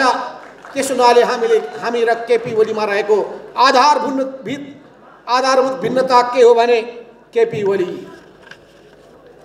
ओली को प्रवृत्ति छुट्टै छ। उहाँको प्रवृत्ति के छ भने व्यक्तिवादी प्रवृत्ति छ। हाम्रो प्रवृत्ति के छ भने सामूहिकतावादी प्रवृत्ति छ। एकतावादी, आफूलाई व्यक्तिवादी, आफूलाई केन्द्रमा राखेर चल्ने प्रवृत्ति केपी ओलीमा छ। हामीले सङ्गठनलाई केन्द्रबिन्दुमा राखेर चल्ने कुरालाई प्रोत्साहित गर्दछौँ। हामीमा त्यो सङ्गठनवादी प्रवृत्ति रहेको छ। त्यस हुनाले दुईटामा रहेको भिन्नतालाई तपाईँले बुझ्नै पर्छ। कतिपयलाई थाहा छैन के हो झगडा। केपी ओली र यता अर्को समूहको बीचमा के हो? द्वन्द्वको कारण के हो? विवादको कारण के हो? कतै पदको हानाथाप त होइन, कतै स्वार्थको बाजाबाज त होइन, कतै व्यक्तिका अहङ्कारहरू टक्राइरहेका त होइनन्। यस्ता खालका कुराहरू तपाईँका मनमा पर्न सक्छन्। कतिपयले पारेको हुन सक्दछ, कतिपयले प्रचार गरेको हुन सक्दछ। यी कुनै पनि भ्रममा तपाईँहरू नपर्नुहोस्। त्यसो हुनाले भर्खरै भीमराव कमरेडले बताउनुभयो, विगतका केही सन्दर्भ राख्नुभयो, सुरेन्द्र कमरेडले बताउनुभयो, केही सन्दर्भहरू अगाडि सार्नुभयो। ती सबै सन्दर्भमा म जान चाहन्न। हामी आज यो अवस्थामा आइपुगेका छौँ। र आज एकजनाले बडो विनम्र भावले मलाई भन्दै हुनुहुन्थ्यो, कमरेड केपी ओलीसँग मिल्नका लागि के गर्नु पर्यो भने उहाँले जे कारबाही गर्नुहुन्छ सहेर भए पनि, पार्टीबाट निकालिदिनुहुन्छ भने पनि, पार्टीबाट निकालिए पनि चुप लागेर सहेर बसिदिनुहोस्। के त्यही बाटोमा हामी जाने हो? के घुँडा टेक्ने बाटोमा हामी जाने हो? हामी के आत्मसमर्पणको बाटोमा जाने हो? के केपी ओलीको टाङ मुनि छिर्ने बाटोमा जाने हो? यो कुरा हामीलाई किमार्थ मन्जुर छैन। त्यसो हुनाले केपी ओलीको यो कथित स्पष्टीकरण, केपी ओलीको यो कथित स्पष्टीकरणबाट हामी तर्सिएका छैनौँ, हामी आतंकित भएका छैनौँ। त्यसको सामना गर्न तयार छौँ। आज मैले एउटा पत्रिका पढेँ। पत्रिकामा लेखेको रहेछ माधव नेपाल अलमलमा, माधव नेपाल दुविधामा। माधव नेपाल कहिले अलमलमा पर्दैन, दुविधामा पनि पर्दैन।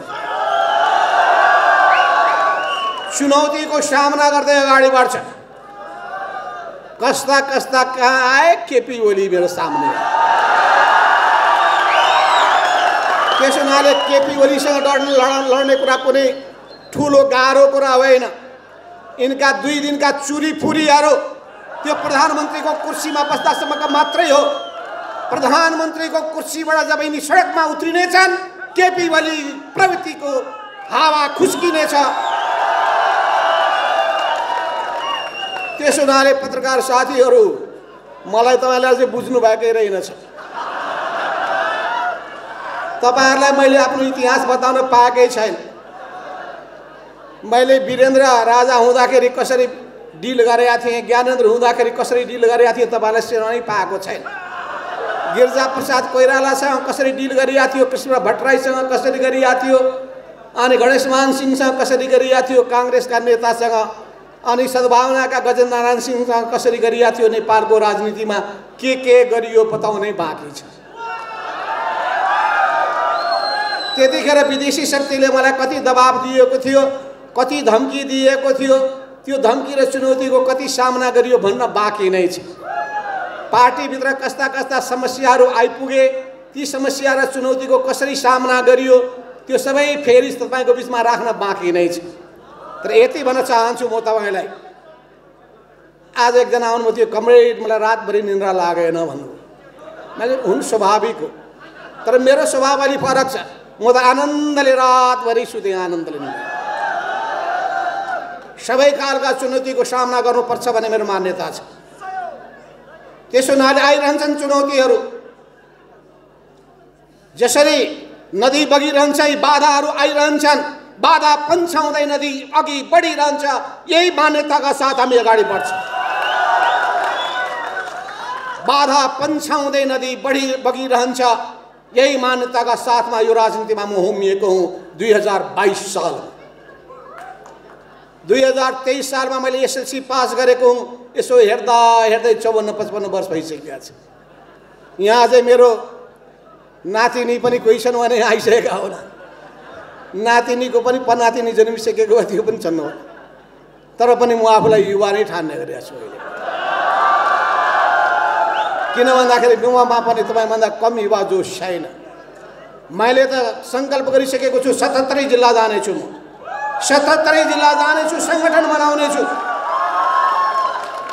जसरी 32 सालदेखि सङ्गठन बनाउने काम गरियो, चाहे त्यतिखेर सिपी मैनालीसँग होस् या पछिल्लो कालमा जेएन खनालसँग होस् या मदन भण्डारीसँग होस् या त्यसपछि मेरो सहयोद्धाको रूपमा अगाडि बढ्नुभएको प्रदीप नेपाल जस्ता योद्धाहरूको साथमा होस्, ती सबै सन्दर्भमा मलाई साथ दिने योद्धाहरूलाई म सम्झिरहेको छु।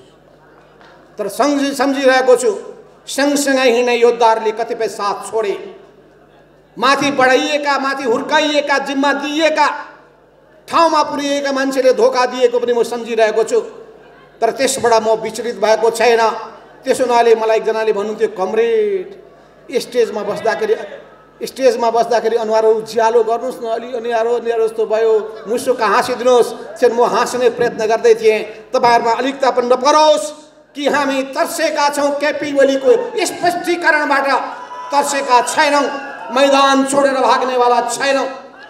पार्टी हामी फुटाउँदैनौँ। पार्टी फुटाउने केपी ओली हुन्। पार्टी फुटाउँछन् भने कसले भने केपी ओलीले फुटाउँछन्, हामीले पार्टी फुटाउँदैन। पार्टीलाई एकताबद्ध बनाउँछौँ। त्यसो हुनाले हामीले राष्ट्रिय कार्यकर्ता भेलाको आयोजना गरेका थियौँ। त्यो राष्ट्रिय कार्यकर्ता भेलामा हामीले भन्यौँ, हामीले अहिले अगाडि बढ्ने बाटो एकदम प्रष्ट के छ भने 9 महाधिवेशनले अगाडि सारेको राजनीतिक कार्यदिशा। यो 9 महाधिवेशनको दस्तावेज तपाईहरुले मौका पाउनुहुन्छ भने पढ्नु होला। त्यतिखेर हामी सुरुमा विद्यार्थी राजनीतिमा लाग्ने बेलामा केही पुस्तकहरू पढ्ने गर्दथ्यौं। तपाईहरुलाई त्यस्ता पुस्तकहरू पनि हामीले उपलब्ध गराउनै पर्छ। त्यसोले म विद्यार्थी नेता साथीहरुलाई भन्न चाहन्छु, तपाईले मार्क्सवादका क ख ग भन्ने किताबहरू पढ्नुपर्छ। मार्क्सवादको क ख ग पढ्न सक्नुभयो भने त्यसको सिद्धान्तलाई बुझ्न सक्नुहुन्छ, त्यसको दृष्टिकोणलाई आत्मसात गर्न सक्नुहुन्छ, त्यसको दिशा अवलम्बन गर्न सक्नुहुन्छ। किनभने जब तपाईले बाटो नै फेला पार्नु भएन भने अनि बाटोमा तपाई त्यतिकै भौतारिनुहुन्छ। लक्ष्य प्रष्ट भएन भने, गन्तव्य प्रष्ट भएन भने भौतारिन्छन्। त्यसैले गन्तव्य प्रष्ट हुनु पर्यो, बाटो क्लियर हुनु पर्यो, अघि बढ्ने आँट हुनु पर्यो। आँट छैन भने, साहस छैन भने, हिम्मत छैन भने मैदानबाट भाग्ने स्थिति बन्छ। मैदानबाट भाग्ने मान्छे योद्धा हुन सक्दैन। चुनौतीबाट तर्सिने मान्छे योद्धा कहलिन सक्दैन। हामी चुनौतीको सामना गर्ने हो हिम्मतका साथ, सबै बाधा व्यवधानहरूलाई पन्छाउँदै हामीले सगरमाथाको चुचुरोमा पुग्ने हो। त्यसो हुनाले हामीले सिकेका छौँ, कहिले पनि कठिनाइबाट नडराऊ, कहिले पनि कठिनाइबाट नतर्स, हिम्मतका साथ अगाडि बढ। हिम्मतका साथ अगाडि बढ्ने तिमीले संकल्प गर्यौ भने तिमी सगरमाथाको चुचुरोमा पुगी छाड्नेछौ। सफलताको मूल रहस्य यही हो। सफलता प्राप्त गर्ने कुराको मूल कडी यही हो। जुनसुकै क्षेत्रमा तपाईँ सफल हुन चाहनुहुन्छ, विद्यार्थी राजनीतिमा, नेपालको राजनीतिमा, पढाइमा, अध्ययनमा, कुनै व्यवसायमा, कुनै पनि तपाईँ काममा सफल हुन चाहनुहुन्छ भने तपाईमा चाहिन्छ इमानदारिता, तपाईमा चाहिन्छ कर्तव्यनिष्ठा, तपाईमा चाहिन्छ समर्पणको भाव। त्यो काममा पुरै समर्पित हुनुहोस्, चुर्लुममा डुब्नुहोस्। त्यसमा त्यो कामलाई सम्पन्न गर्ने गरी लागि पर्नुहोस्। काममा रहेका त्रुटि कमजोरीहरू कता छन् त्यसलाई सुधार्नुहोस्। विद्यार्थी समुदायको विश्वास जित्नुहोस्। विद्यार्थी आम समुदायको बीचमा लोकप्रिय बन्नुहोस्। मिठो बोल्नुहोस्, राम्रो व्यवहार गर्नुहोस्, अनुशासित हुनुहोस्, मान सम्मान गर्नुहोस्। सबभन्दा उमेरले ठुला ओहदामा माथि भएका र आफूभन्दा सानालाई माया गर्नुहोस्, स्नेह गर्नुहोस्, अघि बढ्ने हौसला दिनुहोस्। त्यसो हुनाले हामीले सिकाउने कुराहरू असल चरित्रको कुरा हो। हामीले पनि त्यही सिकेर आएका छौँ, त्यस्तै गुरुहरूले सिकेका छौँ र हामीले पनि त्यही ढङ्गको शिक्षा दीक्षा तपाईँलाई दिने पनि। अहङ्कारी व्यक्ति कहिले काम लाग्दैनन्, दम्भी व्यक्तिहरू कसैको प्रिय हुँदैनन्। त्यसो हुनाले ज्ञान छ, बुद्धि छ। ज्ञान छ भने बुद्धि हुनुपर्छ, बुद्धि छ भने विवेक हुनुपर्छ। यो ज्ञान, बुद्धि र विवेकको संयोजन हुनुपर्दछ। यस अर्थमा मैले तपाईँलाई भन्न के चाहेको छु भने हामीले त्यतिखेर 9 महाधिवेशनमा प्रष्ट बनेका थियौँ कि हामीले 2062-63 को जनक्रान्तिका उपलब्धिहरूलाई, राजतन्त्रलाई ढालेपछि गणतन्त्र ल्याउने उपलब्धिहरूलाई संस्थागत गर्नुपर्छ। अर्थात् अब यो मुलुक फेरि पुरानो राजतन्त्रमा फर्किन सक्दैन र फर्किन दिँदैनौँ हामी पराजित गरी छाड्नेछौँ। जतिसुकै केपी ओलीले साँठगाँठ गरून्, राजावादीहरूलाई प्रोत्साहन दिने काम गरून् अनि उनीहरूलाई हुर्काउने अनेक खालका प्रत्यक्ष अपरोक्ष रूपमा प्रयत्न गरून्, त्यसलाई विफल पारी छाड्ने हुनाले हामीले त्यो उपलब्धिलाई संस्थागत गर्ने र राजनीतिक क्रान्तिको एउटा चरण पुरा गरिसक्यौँ। हामीले सामन्ती शासनलाई पराजित गरिसक्यौँ। हामीले 250 वर्षको शाही शासनलाई परास्त गरिसक्यौँ। हामीले अब हामी दोस्रो चरणमा प्रवेश गरेका छौँ। आर्थिक क्रान्तिको दोस्रो चरण, सामाजिक आर्थिक सांस्कृतिक क्रान्तिको दोस्रो चरण र यो चरणमा अगाडि बढ्दाखेरि समाजवादको ध्येय र उद्देश्यलाई पुरा गर्ने हो। समाजवाद भनेको सामाजिक न्याय सहितको समृद्धि हो। समृद्धि मात्रै होइन, आर्थिक विकास मात्रै होइन, त्यो न्यायोचित हुनुपर्छ। त्यो गरिब जनताले त्यसको लाभ पाउनुपर्छ। मुठ्ठीभर मान्छे अरबपति खरबपति हुने अनि लाखौँ करोडौँ मान्छेहरू बिहान बेलुका खान नपाएर भौतारिने त्यस्तो व्यवस्था हामीलाई चाहिएको छैन। त्यस हुनाले हामीले भनेका छौँ हाम्रो व्यवस्था जनताका लागि हो। यस अर्थमा कम्युनिस्ट आन्दोलन अहिले नेपालमा लोकप्रिय हुनु पछाडिको के होला कारण? त्यसको कारण एउटा के हो भने नेपालको राजनीतिको त्यसले नशा समातेको छ, नाडी समातेको छ। नेपाली जनताको मुटुको धुकधुकी उसले बुझेको छ। यही धुकधुकी बुझ्न सक्यो भने पार्टी बलियो हुन्छ, आन्दोलन सशक्त हुन्छ, सफलताको बिन्दुमा पुग्छ। जब राष्ट्रिय राजनीतिको नाडी समात्न सकिँदैन, देशको र जनताको भावना बुझ्न सकिँदैन भने त्यस्ता पार्टीहरू काम लाग्दैनन्, इतिहासको अजायब घरमा जानेछन्। जसरी टंक प्रसादजीले खोल्नुभएको प्रजा परिषद इतिहासको विषय बनिसकेको छ।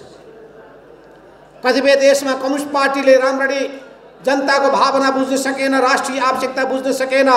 ती देशमा कम्युनिस्ट पार्टीको अवसान भइसकेको छ। त्यो बाटोमा हामी जाने होइन। नेपालको अवस्था विशिष्ट छ। नेपाल एउटा फर्टाइल ग्राउन्ड भएको देश हो। कम्युनिस्ट आन्दोलनका लागि हाम्रा पुर्खाहरूले रगत बगाएका छन्। पुष्पलालले सुरु गर्नुभएको 6 सालको कम्युनिस्ट पार्टी, मनमोहन अधिकारी र मदन भण्डारी जस्ता योद्धाहरू, किसान आन्दोलनमा अगाडि बढेका तुलसीलाल अमात्य जस्ता योद्धाहरू यो पार्टीको आन्दोलनका विभिन्न चरणमा अगुवाई गर्दै अगाडि बढेका छन्। उहाँहरूकै त्याग तपस्या बलिदानबाट उत्प्रेरित हुँदै हामी अगाडि बढेका छौँ। त्यसो हुनाले त्यो पुस्ताको इतिहासलाई अब मूल्याङ्कन नगर्नुहोस्। उहाँहरूको मान सम्मानमा अनि आघात पुर्ने कुनै पनि काम नगर्नुहोस्। उहाँहरूको पवित्र भावनाबाट सिक्नुहोस्, उहाँहरूको योगदानबाट उत्प्रेरित हुनुहोस्, अगाडि बढ्नुहोस्। त्यसो हुनाले हामीले राम्रो उत्तराधिकारी भएर अगाडि बढ्न सक्नुपर्छ।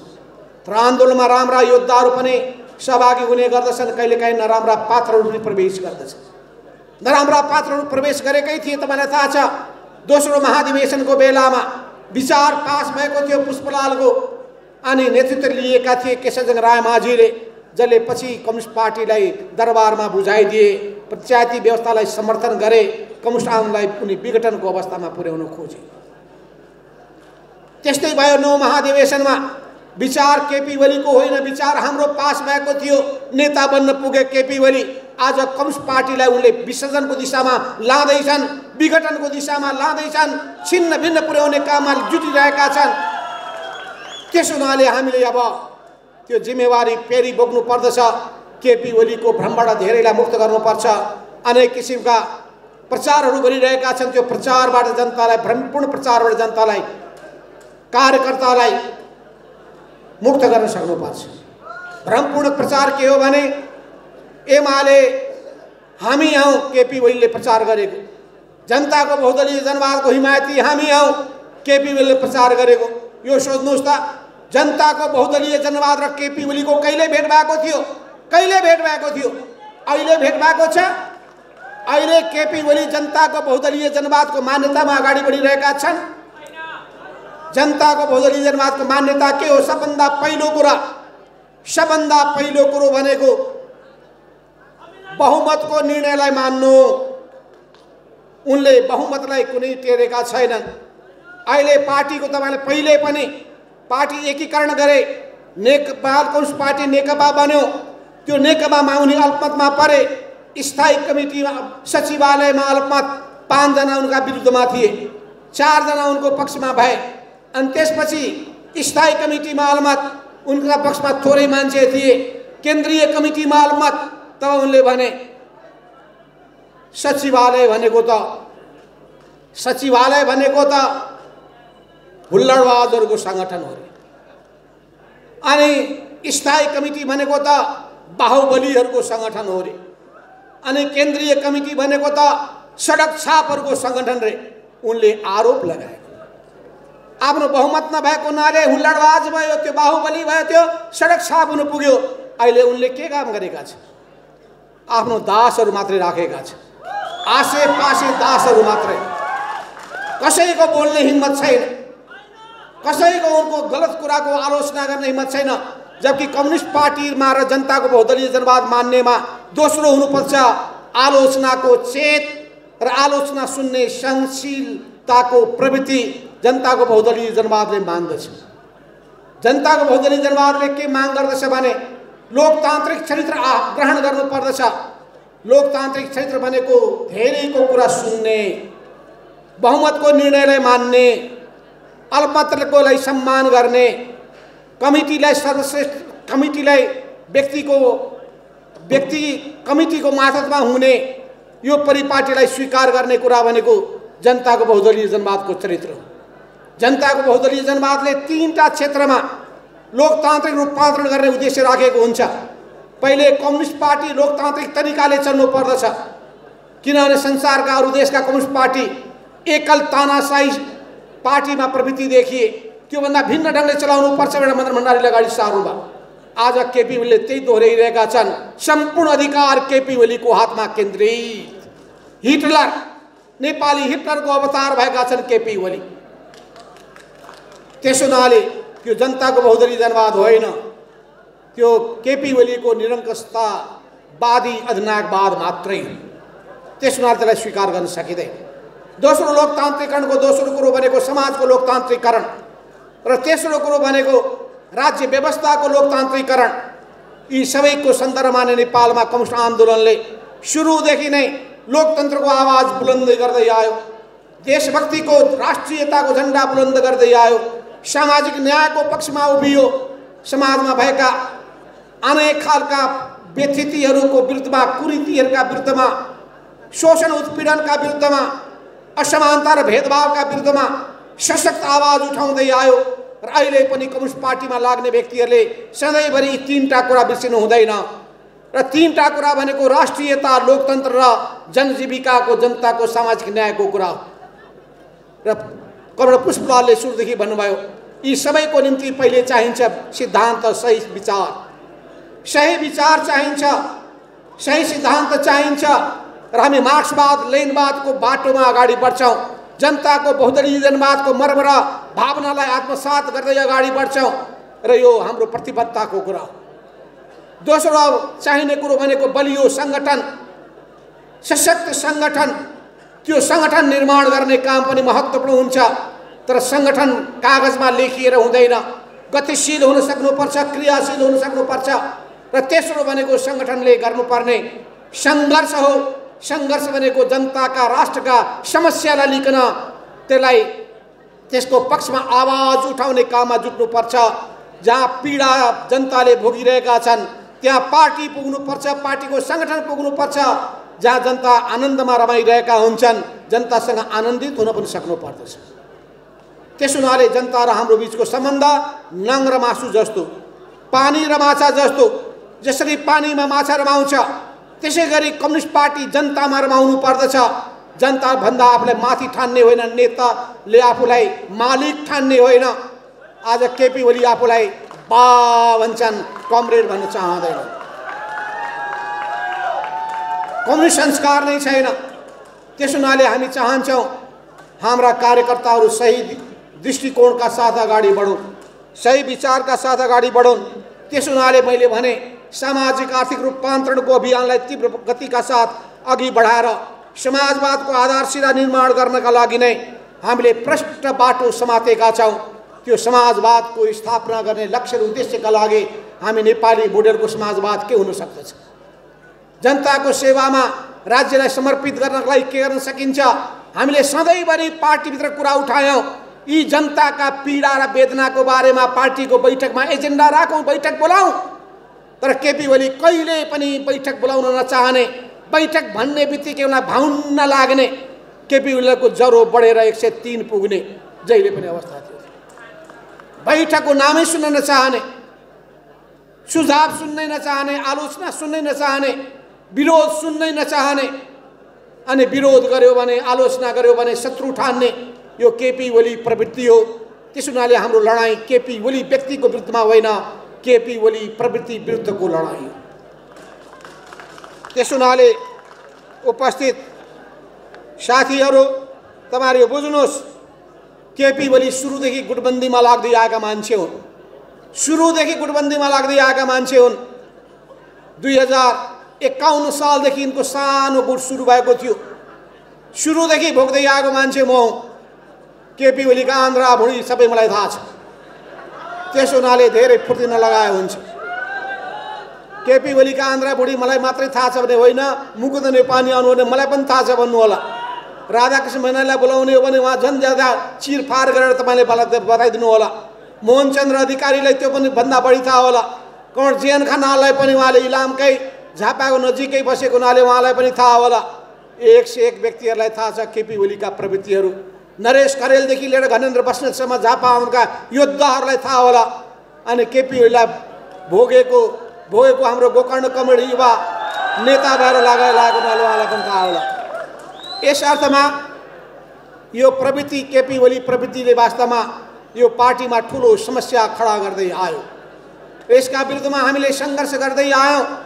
2071 सालमा जब पार्टीको 9 महाधिवेशन भयो, उनी अध्यक्षमा कुनै हिसाबले जाल जेल षड्यन्त्र गरेर जितेर आइसकेपछि अनि हामीले ठुलो भुक्तमान भोग्न थाल्यौँ। उनले बैठकै बोलाउन चाहने, 3 महिनामा बस्नुपर्ने स्थायी कमिटीको बैठक 1.5 वर्षसम्म बसेन। त्यस्तो मान्छे हुन् केपी ओली। पछि गएर जब पार्टी एकता भयो, माओवादी र नेकपा एमाले एकताबद्ध भए, हामी हर्षित भयौँ, खुसी भयौँ। त्यसपछि पनि बैठक बस्नै नचाहने, एकलौटी निर्णय गर्ने, भएको निर्णयको पालन नगर्ने, नयाँ बाटोमा नयाँ निर्णय गर्ने। यसले पार्टीमा विधि समाप्त हुन थाल्यो, पद्धति समाप्त हुन थाल्यो। आफ्नो मान्छे खोजिकन उसलाई चुनावको टिकट दिने, पार्टीको ओहदाहरू प्रदान गर्ने, यी सबै प्रवृत्ति देखियो हो। यी सबै प्रवृत्तिले गर्दाखेरि हामीले केपीको विरुद्धमा जुझ्दै आउनुपर्ने स्थिति बनेको थियो। र यो प्रवृत्ति अब सुध्रिएला भन्यो, सुध्रिएन। त्यसो हुनाले कमरेडहरू, अहिले हामी वास्तवमा चाहन्छौँ हाम्रो पंक्ति सिद्धान्तनिष्ठ होस्, विचारहीन मानिसहरूको जमात नहोस्। हामी चाहन्छौँ हाम्रो पंक्ति आलोचनात्मक चेत भएको होस्, दासत्व चेत र मानसिकता नहोस्। हामी चाहन्छौँ हाम्रो पंक्ति सामूहिक परिपाटीको पालना गरोस्, व्यक्तिवादी परिपाटीबाट मुक्त होस्। हामी चाहन्छौँ हाम्रो पंक्ति समाजवादी चिन्तन बोकेर अगाडि बढोस्, दलाल पुँजीवादी चिन्तन अंगीकार नगरोस्।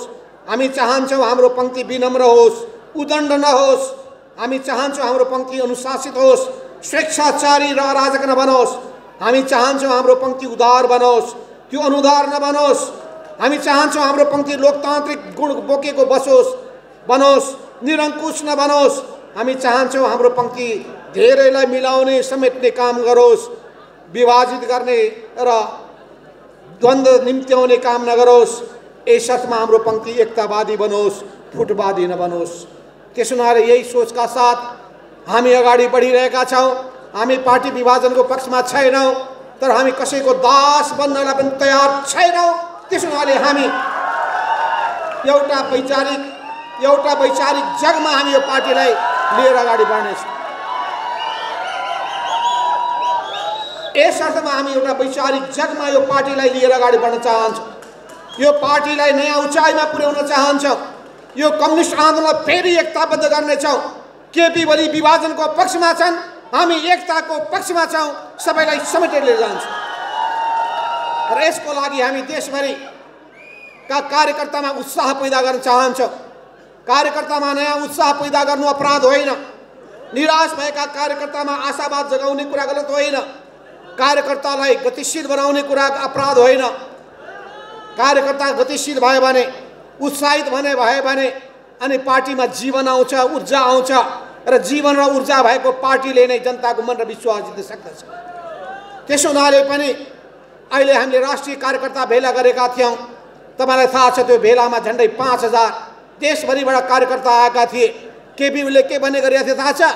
200 मान्छे आउँछन् कि आउँदैनन्, के आउँथे भनेका 5000 मान्छे आए।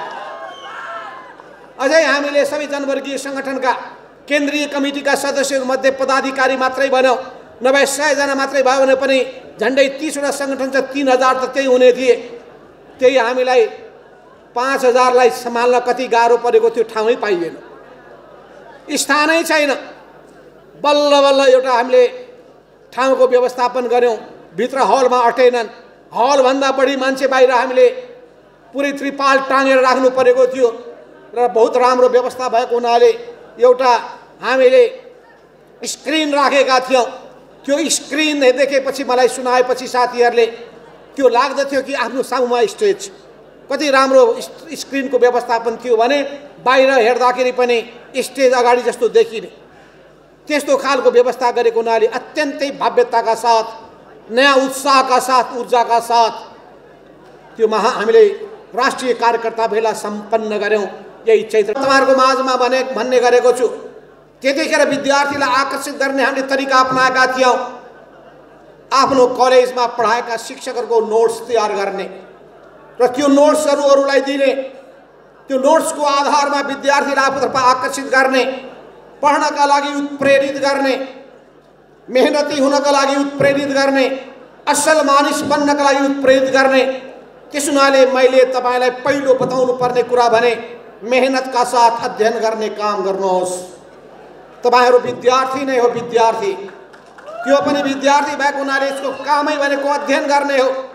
अध्ययन र राजनीतिको बीचमा तालमेल कसरी मिलाउने एउटा ठुलो चुनौती हुन्छ। तर पढाइ पनि नछुटोस्, राजनीतिक जिम्मेवारी पनि पुरा गर्न सकियोस्। यो दुईटैमा तालमेल कसरी मिलाउने हो त्यसबारेमा तपाईहरूले आफ्नो समयको व्यवस्थापन गर्न सक्नुपर्दछ। समयको व्यवस्थापन गर्न सक्नुपर्छ। जाँच पनि चलिरहेको छ।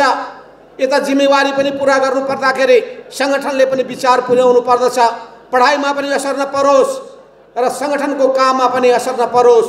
यो दुईटैमा कसरी तालमेल मिलाउने हो भन्ने बारेमा ध्यान पुर्याउनु पर्दछ। किनभने हामीलाई थाहा छ सानो बच्चादेखि नै हामी जसरी हुर्काउँछौँ, बाबुआमाले जसरी हुर्काउँछन् त्यो बच्चाको दिमागमा जुन प्रभाव पर्छ, इम्प्रेसन पर्छ, त्यो जीवनको अन्तिम समय पनि त्यो कायम रहिरहन्छ। त्यस हुनाले राम्रो कुरा हामीले सिकाउनुपर्छ, राम्रो भावना जगाउनुपर्छ, राम्रो संस्कार दिनुपर्छ, राम्रो बानी बेहोरा ग्रहण गर्नको लागि प्रेरित गर्नुपर्दछ। त्यस हुनाले हामी र केपी ओलीमा रहेको आधारभूत भिन्नता के हो भने केपी ओली को प्रवृत्ति छुट्टै छ। उहाँको प्रवृत्ति के छ भने व्यक्तिवादी प्रवृत्ति छ।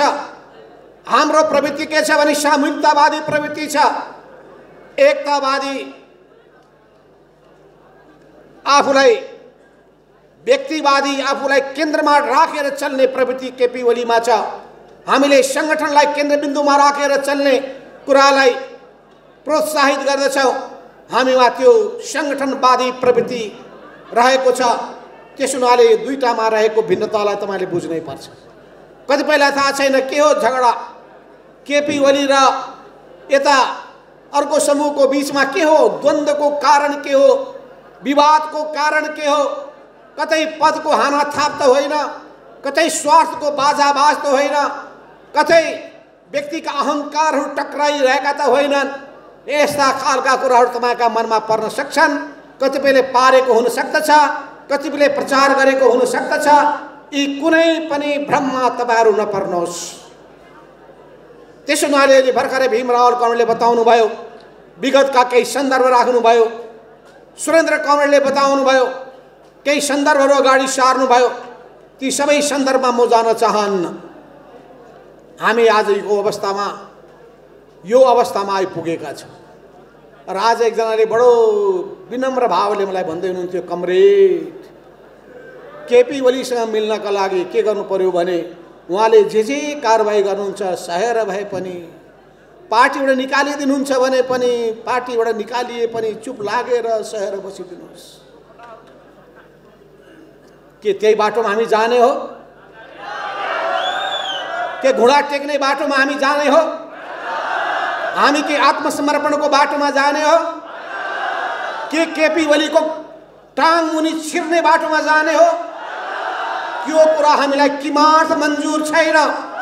त्यसो हुनाले केपी ओलीको यो कथित स्पष्टीकरण, केपी ओलीको यो कथित स्पष्टीकरणबाट हामी तर्सिएका छैनौँ, हामी आतंकित भएका छैनौँ, त्यसको सामना गर्न तयार छौँ। आज मैले एउटा पत्रिका पढेँ, पत्रिकामा लेखेको रहेछ माधव नेपाल अलमलमा, माधव नेपाल दुविधामा। माधव नेपाल कहिले अलमलमा पर्दैन र दुविधामा पनि पर्दैन। चुनौतीको सामना गर्दै अगाडि बढ्छ। कस्ता कस्ता कहाँ आए केपी ओली मेरो सामने। त्यसो हुनाले केपी ओलीसँग लड्ने कुरा कुनै ठुलो गाह्रो कुरा होइन। यिनका 2 दिनका चुरी फुरीहरू त्यो प्रधानमन्त्रीको कुर्सीमा बस्दासम्मका मात्रै हो। प्रधानमन्त्रीको कुर्सीबाट जब यिनी सडकमा उत्रिनेछन्, केपी ओली प्रवृत्तिको हावा खुस्किनेछ। त्यसो हुनाले पत्रकार साथीहरू, मलाई तपाईँले अझै बुझ्नु भएकै रहेनछ। तपाईँहरूलाई मैले आफ्नो इतिहास बताउन पाएकै छैन। मैले वीरेन्द्र राजा हुँदाखेरि कसरी डिल गरेका थिएँ, ज्ञानेन्द्र हुँदाखेरि कसरी डिल गरेका थिएँ, तपाईँलाई सेनानै पाएको छैन। गिरिजा प्रसाद कोइरालासँग कसरी डिल गरिएको थियो, कृष्ण भट्टराईसँग कसरी गरिएको थियो, अनि गणेशमान सिंहसँग कसरी गरिएको थियो, काङ्ग्रेसका नेतासँग, अनि सद्भावनाका गजेन्द्र नारायण सिंहसँग कसरी गरिएको थियो, नेपालको राजनीतिमा के गरियो बताउनै बाँकी छ। त्यतिखेर विदेशी शक्तिले मलाई कति दबाब दिएको थियो, कति धम्की दिएको थियो, त्यो धम्की र चुनौतीको कति सामना गरियो भन्न बाँकी नै छ। पार्टीभित्र कस्ता कस्ता समस्याहरू आइपुगे, ती समस्या र चुनौतीको कसरी सामना गरियो, त्यो सबै फेरि तपाईँको बिचमा राख्न बाँकी नै छ। तर यति भन्न चाहन्छु म तपाईँलाई, आज एकजना आउनुभयो थियो, कमरेड मलाई रातभरि निन्द्रा लागेन भन्नु। मैले हुन स्वाभाविक हो, तर मेरो स्वभाव अलि फरक छ। म त आनन्दले रातभरि सुतेँ, आनन्दले निन्द्रा। सबै खालका चुनौतीको सामना गर्नुपर्छ भन्ने मेरो मान्यता छ। त्यसो हुनाले आइरहन्छन् चुनौतीहरू। जसरी नदी बगिरहन्छ, बाधाहरू आइरहन्छन्, बाधा पन्छाउँदै नदी अघि बढिरहन्छ। यही मान्यताका साथ हामी अगाडि बढ्छौँ। बाधा पन्छाउँदै नदी बगिरहन्छ, यही मान्यताका साथमा यो राजनीतिमा म होमिएको हुँ। 2022 साल, 2023 सालमा मैले एसएलसी पास गरेको हुँ। यसो हेर्दा हेर्दै 54-55 वर्ष भइसकेका छ। यहाँ अझै मेरो नातिनी पनि कोही छन् भने आइसकेका होला। नातिनीको पनि पनातिनी जन्मिसकेको त्यो पनि छन् होला। तर पनि म आफूलाई युवा नै ठान्ने गरेको छु अहिले। किन भन्दाखेरि युवामा पनि तपाईँभन्दा कम युवा जोस छैन। मैले त सङ्कल्प गरिसकेको छु 77 जिल्ला जानेछु। म 77 जिल्ला जानेछु, सङ्गठन बनाउनेछु। जसरी 32 सालदेखि सङ्गठन बनाउने काम गरियो, चाहे त्यतिखेर सिपी मैनालीसँग होस्, या पछिल्लो कालमा जेएन खनालसँग होस्, या मदन भण्डारीसँग होस्, या त्यसपछि मेरो सहयोद्धाको रूपमा अगाडि बढ्नुभएको प्रदीप नेपाल जस्ता योद्धाहरूको साथमा होस्, ती सबै सन्दर्भमा मलाई साथ दिने योद्धाहरूलाई म सम्झिरहेको छु। तर सम्झिरहेको छु, सँगसँगै हिँड्ने योद्धाहरूले कतिपय साथ छोडे।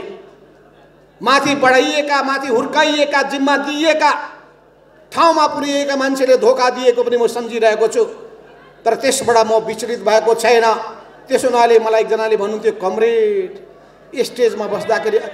स्टेजमा बस्दाखेरि अनुहार उज्यालो गर्नुहोस् न, अलि अनिहारो जस्तो भयो, मुसुक हाँसिदिनुहोस्। चाहिँ म हाँस्ने प्रयत्न गर्दै थिएँ। तपाईँहरूमा अलिकता पनि नपरोस् कि हामी तर्सेका छौँ, केपी ओलीको स्पष्टीकरणबाट तर्सेका छैनौँ, मैदान छोडेर भाग्नेवाला छैनौँ। पार्टी हामी फुटाउँदैनौँ।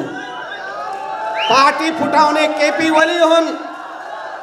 पार्टी फुटाउँछन् भने कसले भने केपी ओलीले फुटाउँछन्, हामीले पार्टी फुटाउँदैन। पार्टीलाई एकताबद्ध बनाउँछौँ, त्यसो हुनाले हामीले राष्ट्रिय कार्यकर्ता भेलाको आयोजना गरेका थियौँ।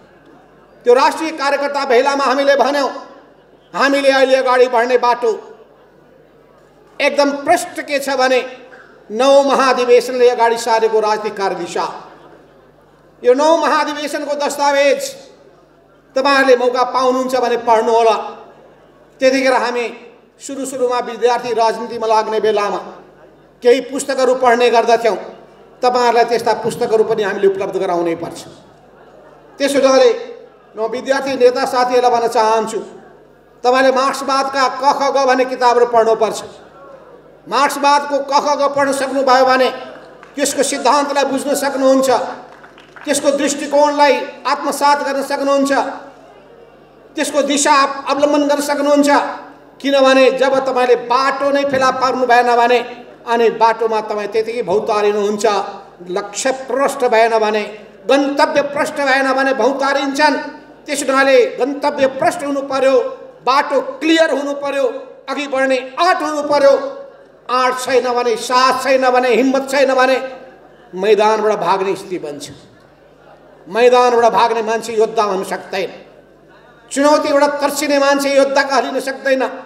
हामी चुनौतीको सामना गर्ने हो हिम्मतका साथ, सबै बाधा व्यवधानहरूलाई पन्छाउँदै हामीले सगरमाथाको चुचुरोमा पुग्ने हो। त्यसोनाले हामीले सिकेका छौं कहिले पनि कठिनाइबाट नडराऊ, कहिले पनि कठिनाइबाट नतर्स, हिम्मतका साथ अगाडि बढ। हिम्मतका साथ अगाडि बढ्ने तिमीले संकल्प गर्यौ भने तिमी सगरमाथाको चुचुरोमा पुगी छाड्नेछौ। सफलताको मूल रहस्य यही हो। सफलता प्राप्त गर्ने कुराको मूल कडी यही हो। जुनसुकै क्षेत्रमा तपाईं सफल हुन चाहनुहुन्छ, विद्यार्थी राजनीतिमा, नेपालको राजनीतिमा, पढाइमा, अध्ययनमा, कुनै व्यवसायमा, कुनै पनि तपाईं काममा सफल हुन चाहनुहुन्छ भने तपाईमा चाहिन्छ इमानदारिता, तपाईमा चाहिन्छ कर्तव्यनिष्ठा, तपाईमा चाहिन्छ समर्पणको भाव। त्यो काममा पुरै समर्पित हुनुहोस्, चुर्लुममा डुब्नुहोस् त्यसमा। त्यो कामलाई सम्पन्न गर्ने गरी लागि पर्नुहोस्। काममा रहेका त्रुटि कमजोरीहरू कता छन् त्यसलाई सुधार्नुहोस्। विद्यार्थी समुदायको विश्वास जित्नुहोस्। विद्यार्थी आम समुदायको बीचमा लोकप्रिय बन्नुहोस्। मिठो बोल्नुहोस्, राम्रो व्यवहार गर्नुहोस्, अनुशासित हुनुहोस्, मान सम्मान गर्नुहोस्। सबभन्दा उमेरले ठुला ओहदामा माथि भएका र आफूभन्दा सानालाई माया गर्नुहोस्, स्नेह गर्नुहोस्, अघि बढ्ने हौसला दिनुहोस्। त्यसैले हामीले सिकाउने कुराहरू असल चरित्रको कुरा, हामीले पनि त्यही सिकेर आएका छौँ, त्यस्तै गुरुहरूबाट सिकेका छौँ र हामीले पनि त्यही ढङ्गको शिक्षा दीक्षा तपाईलाई दिने पनि। अहंकारी व्यक्ति कहिले काम लाग्दैनन्, दम्भी व्यक्तिहरू कसैको प्रिय हुँदैनन्। त्यसैले ज्ञान छ, बुद्धि छ। ज्ञान छ भने बुद्धि हुनुपर्छ, बुद्धि छ भने विवेक हुनुपर्छ। यो ज्ञान, बुद्धि र विवेकको संगम संयोजन हुनुपर्दछ। यस अर्थमा मैले तपाईलाई भन्न के चाहेको छु भने हामीले त्यतिखेर 9 महाधिवेशनमा प्रश्न बनेका थियौं कि हामीले 2062-63 को जनक्रान्तिका उपलब्धिहरूलाई, राजतन्त्रलाई ढालेपछि गणतन्त्र ल्याउने उपलब्धिहरूलाई संस्थागत गर्नुपर्छ। अर्थात् अब यो मुलुक फेरि पुरानो राजतन्त्रमा फर्किन सक्दैन र फर्किन दिँदैनौँ। हामी पराजित गरी छाड्नेछौँ। जतिसुकै केपी ओलीले साँठगाँठ गरून्, राजावादीहरूलाई प्रोत्साहन दिने काम गरून् अनि उनीहरूलाई हुर्काउने अनेक खालका प्रत्यक्ष अपरोक्ष रूपमा प्रयत्न गरून्, त्यसलाई विफल पारी छाड्ने हुनाले हामीले त्यो उपलब्धिलाई संस्थागत गर्ने र राजनीतिक क्रान्तिको एउटा चरण पूरा गरिसक्यौँ। हामीले सामन्ती शासनलाई पराजित गरिसक्यौँ। हामीले 250 वर्षको शाही शासनलाई परास्त गरिसक्यौँ। हामीले अब हामी दोस्रो चरणमा प्रवेश गरेका छौँ। आर्थिक क्रान्तिको दोस्रो चरण, सामाजिक आर्थिक सांस्कृतिक क्रान्तिको दोस्रो चरण र यो चरणमा अगाडि बढ्दाखेरि समाजवादको ध्येय र उद्देश्यलाई पूरा गर्ने हो। समाजवाद भनेको सामाजिक न्याय सहितको समृद्धि हो। समृद्धि मात्रै होइन, आर्थिक विकास मात्रै होइन, त्यो न्यायोचित हुनुपर्छ। त्यो गरिब जनताले त्यसको लाभ पाउनुपर्छ। मुठ्ठीभर मान्छे अरबपति खरबपति हुने अनि लाखौं करोडौं मान्छेहरू बिहान बेलुका खान नपाएर भौतारिने, त्यस्तो व्यवस्था हामीलाई चाहिएको छैन। त्यसो हुनाले हामीले भनेका छौँ हाम्रो व्यवस्था जनताका लागि हो। यस अर्थमा कम्युनिस्ट आन्दोलन अहिले नेपालमा लोकप्रिय हुनु पछाडिको के होला कारण? त्यसको कारण एउटा के हो भने नेपालको राजनीतिको त्यसले नशा समातेको छ, नाडी समातेको छ। नेपाली जनताको मुटुको धुकधुकी उसले बुझेको छ। यही धुकधुकी बुझ्न सक्यो भने पार्टी बलियो हुन्छ, आन्दोलन सशक्त हुन्छ, सफलताको बिन्दुमा पुग्छ। जब राष्ट्रिय राजनीतिको नाडी समात्न सकिँदैन, देशको र जनताको भावना बुझ्न सकिँदैन भने त्यस्ता पार्टीहरू काम लाग्दैनन्, इतिहासको अजायब घरमा जानेछन्। जसरी टंक प्रसादजीले खोल्नुभएको प्रजा परिषद इतिहासको विषय बनिसकेको छ। कतिपय देशमा कम्युनिस्ट पार्टीले राम्ररी जनताको भावना बुझ्न सकेन, राष्ट्रिय आवश्यकता बुझ्न सकेन। ती देशमा कम्युनिस्ट पार्टीको अवसान भइसकेको छ। त्यो बाटोमा हामी जाने होइन। नेपालको अवस्था विशिष्ट छ। नेपाल एउटा फर्टाइल ग्राउन्ड भएको देश हो। कम्युनिस्ट आन्दोलनका लागि हाम्रा पुर्खाहरूले रगत बगाएका छन्। पुष्पलालले सुरु गर्नुभएको 6 सालको कम्युनिस्ट पार्टी, मनमोहन अधिकारी र मदन भण्डारी जस्ता योद्धाहरू, किसान आन्दोलनमा अगाडि बढेका तुलसीलाल अमात्य जस्ता योद्धाहरू यो पार्टीको आन्दोलनका विभिन्न चरणमा अगुवाई गर्दै अगाडि बढेका छन्। उहाँहरूकै त्याग तपस्या बलिदानबाट उत्प्रेरित हुँदै हामी अगाडि बढेका छौँ। त्यसो हुनाले त्यो पुस्ताको इतिहासलाई अब मूल्य नगर्नुहोस्। उहाँहरूको मान सम्मानमा अनि आघात पुर्ने कुनै पनि काम नगर्नुहोस्। उहाँहरूको पवित्र भावनाबाट सिक्नुहोस्, उहाँहरूको योगदानबाट उत्प्रेरित हुनुहोस्, अगाडि बढ्नुहोस्। त्यसो हुनाले हामीले राम्रो उत्तराधिकारी भएर अगाडि बढ्न सक्नुपर्छ। तर आन्दोलनमा राम्रा योद्धाहरू पनि सहभागी हुने गर्दछन्, कहिलेकाहीँ नराम्रा पात्रहरू पनि प्रवेश गर्दछन्। नराम्रा पात्रहरू प्रवेश गरेकै थिए। तपाईँलाई थाहा छ दोस्रो महाधिवेशनको बेलामा विचार पास भएको थियो पुष्पलालको, अनि नेतृत्व लिएका थिए केशवजंग रायमाझीले, जसले पछि कम्युनिस्ट पार्टीलाई दरबारमा बुझाइदिए, पञ्चायती व्यवस्थालाई समर्थन गरे, कम्युनिस्ट आन्दोलनलाई पनि विघटनको अवस्थामा पुर्याउन खोजे। त्यस्तै भयो 9 महाधिवेशनमा विचार केपी ओलीको होइन, विचार हाम्रो पास भएको थियो। नेता बन्न पुगे केपी ओली। आज कम्युनिस्ट पार्टीलाई उनले विसर्जनको दिशामा लाँदैछन्, विघटनको दिशामा लाँदैछन्, छिन्न भिन्न पुर्याउने काममा जुटिरहेका छन्। त्यसो हुनाले हामीले अब त्यो जिम्मेवारी फेरि बोक्नु पर्दछ। केपी ओलीको भ्रमबाट धेरैलाई मुक्त गर्नुपर्छ। अनेक किसिमका प्रचारहरू गरिरहेका छन्। त्यो प्रचारबाट जनतालाई, भ्रमपूर्ण प्रचारबाट जनतालाई, कार्यकर्तालाई मुक्त गर्न सक्नुपर्छ।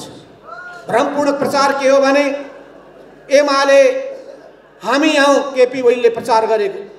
जनताको बहुदलीय जनवादको हिमायती हामी हौँ, केपी ओलीले प्रचार गरेको। यो सोच्नुहोस् त, जनताको बहुदलीय जनवाद र केपी ओलीको कहिले भेट भएको थियो? कहिले भेट भएको थियो? अहिले भेट भएको छ। अहिले केपी ओली जनताको बहुदलीय जनवादको मान्यतामा अगाडि बढिरहेका छन्।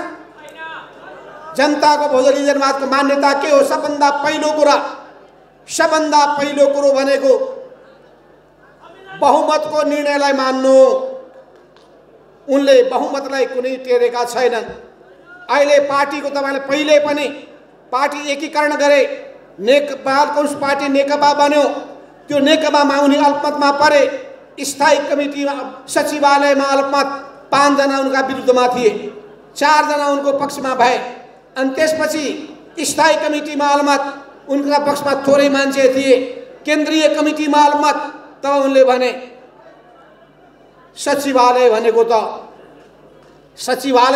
त हुल्लडबाजहरूको सङ्गठन हो रे, अनि स्थायी कमिटी भनेको त बाहुबलीहरूको सङ्गठन हो रे, अनि केन्द्रीय कमिटी भनेको त सडक छापहरूको सङ्गठन रे।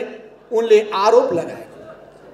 आफ्नो बहुमत नभएको हुनाले हुल्लडबाज भयो, त्यो बाहुबली भयो, त्यो सडक छाप हुन पुग्यो। अहिले उनले के काम गरेका छन्? आफ्नो दासहरू मात्रै राखेका छन्, आसे पासे दासहरू मात्रै। कसैको बोल्ने हिम्मत छैन, कसैको उनको गलत कुराको आलोचना गर्ने हिम्मत छैन। जबकि कम्युनिस्ट पार्टीमा र जनताको बहुदलीय जनवाद मान्नेमा दोस्रो हुनुपर्छ आलोचनाको चेत र आलोचना सुन्ने सहनशीलताको प्रवृत्ति। जनताको बहुदलीय जनवादले माग्दछ। जनताको बहुदलीय जनवादले के माग गर्दछ भने लोकतान्त्रिक चरित्र ग्रहण गर्नुपर्दछ। लोकतान्त्रिक चरित्र भनेको धेरैको कुरा सुन्ने, बहुमतको निर्णयलाई मान्ने, अल्पमतकोलाई सम्मान गर्ने, कमिटीलाई सर्वश्रेष्ठ कमिटीलाई व्यक्ति कमिटीको मार्फतमा हुने यो परिपाटीलाई स्वीकार गर्ने कुरा भनेको जनताको बहुदलीय जनवादको चरित्र हो। जनताको बहुदलीय जनवादले तीनटा क्षेत्रमा लोकतान्त्रिक रूपान्तरण गर्ने उद्देश्य राखेको हुन्छ। पहिले कम्युनिस्ट पार्टी लोकतान्त्रिक तरिकाले चल्नु पर्दछ, किनभने संसारका अरू देशका कम्युनिस्ट पार्टी एकल तानाशाही पार्टीमा प्रवृत्ति देखिए, त्योभन्दा भिन्न ढङ्गले चलाउनु पर्छ भनेर मदन भण्डारीले अगाडि सार्नुभयो। आज केपी ओलीले त्यही दोहोऱ्याइरहेका छन्। सम्पूर्ण अधिकार केपी ओलीको हातमा केन्द्रित। हिटलर, नेपाली हिटलरको अवतार भएका छन् केपी ओली। त्यसो हुनाले त्यो जनताको बहुदलीय जनवाद होइन, त्यो केपी ओलीको निरङ्कुशतावादी अधिनायकवाद मात्रै हो। त्यसो हुनाले त्यसलाई स्वीकार गर्न सकिँदैन। दोस्रो लोकतान्त्रिकरणको दोस्रो कुरो भनेको समाजको लोकतान्त्रिकरण र तेस्रो कुरो भनेको राज्य व्यवस्थाको लोकतान्त्रिकरण। यी सबैको सन्दर्भमा नै नेपालमा कम्युनिस्ट आन्दोलनले सुरुदेखि नै लोकतन्त्रको आवाज बुलन्द गर्दै आयो, देशभक्तिको राष्ट्रियताको झन्डा बुलन्द गर्दै आयो, सामाजिक न्यायको पक्षमा उभियो, समाजमा भएका अनेक खालका व्यथितिहरूको विरुद्धमा, कुरीतिहरूका विरुद्धमा, शोषण उत्पीडनका विरुद्धमा, असमानता र भेदभावका विरुद्धमा सशक्त आवाज उठाउँदै आयो। र अहिले पनि कम्युनिस्ट पार्टीमा लाग्ने व्यक्तिहरूले सधैँभरि यी तीनटा कुरा बिर्सिनु हुँदैन। र तीनटा कुरा भनेको राष्ट्रियता, लोकतन्त्र र जनजीविकाको, जनताको सामाजिक न्यायको कुरा हो। र कमरेड पुष्पलालले सुरुदेखि भन्नुभयो, यी सबैको निम्ति पहिले चाहिन्छ सिद्धान्त, सही विचार। सही विचार चाहिन्छ, सही सिद्धान्त चाहिन्छ र हामी मार्क्सवाद, लेनिनवादको बाटोमा अगाडि बढ्छौँ। जनताको बहुदलीय जनवादको मर्म र भावनालाई आत्मसात गर्दै अगाडि बढ्छौँ र यो हाम्रो प्रतिबद्धताको कुरा हो। दोस्रो चाहिने कुरो भनेको बलियो सङ्गठन, सशक्त सङ्गठन।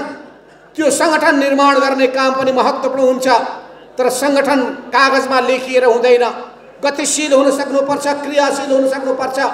र तेस्रो भनेको सङ्गठनले गर्नुपर्ने सङ्घर्ष हो। सङ्घर्ष भनेको जनताका, राष्ट्रका समस्यालाई लिकन त्यसलाई त्यसको पक्षमा आवाज उठाउने काममा जुट्नुपर्छ।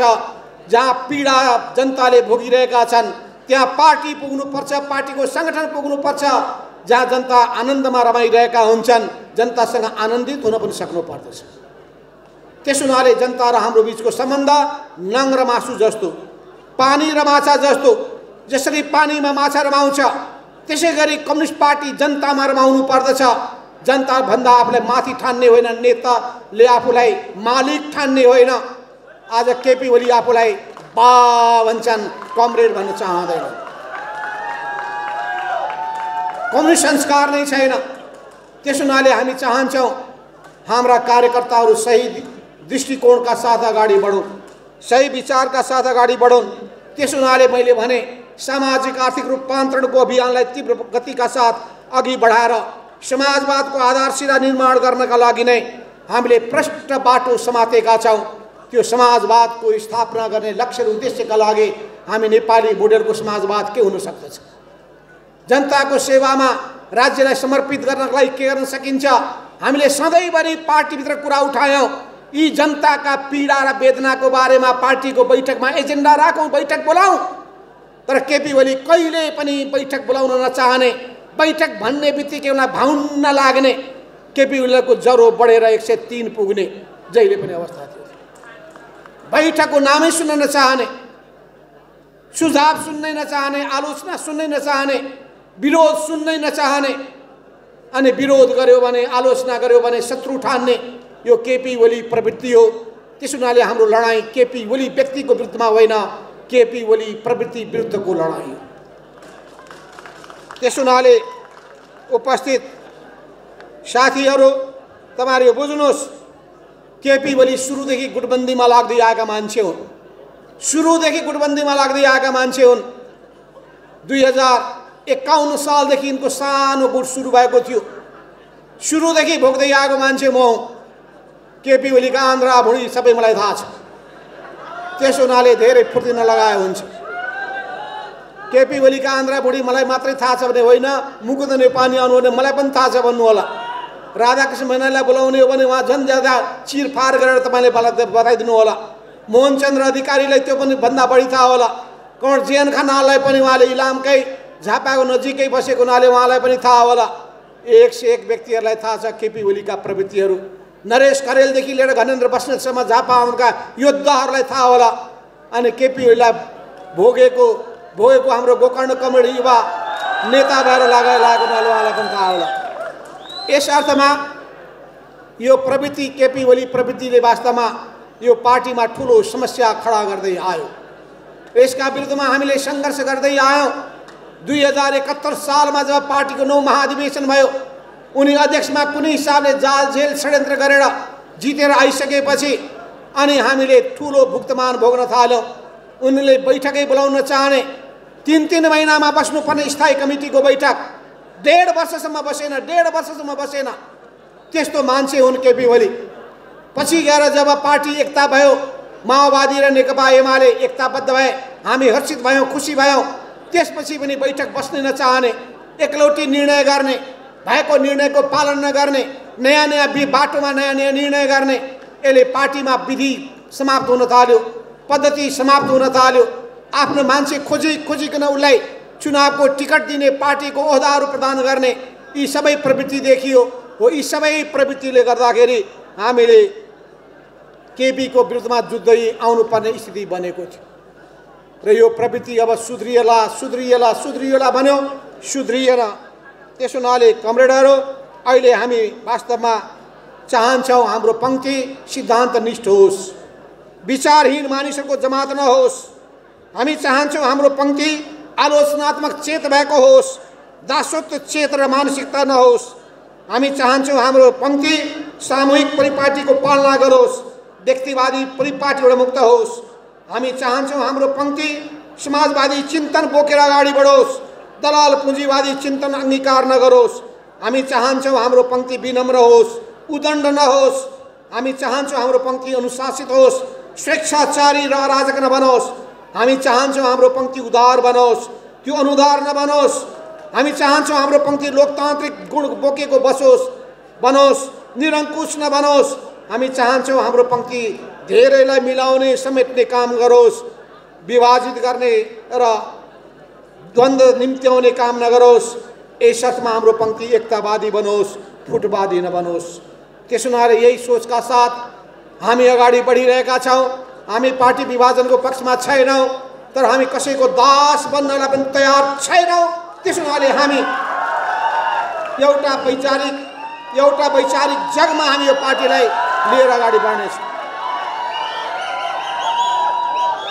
यस अर्थमा हामी एउटा वैचारिक जगमा यो पार्टीलाई लिएर अगाडि बढ्न चाहन्छौँ।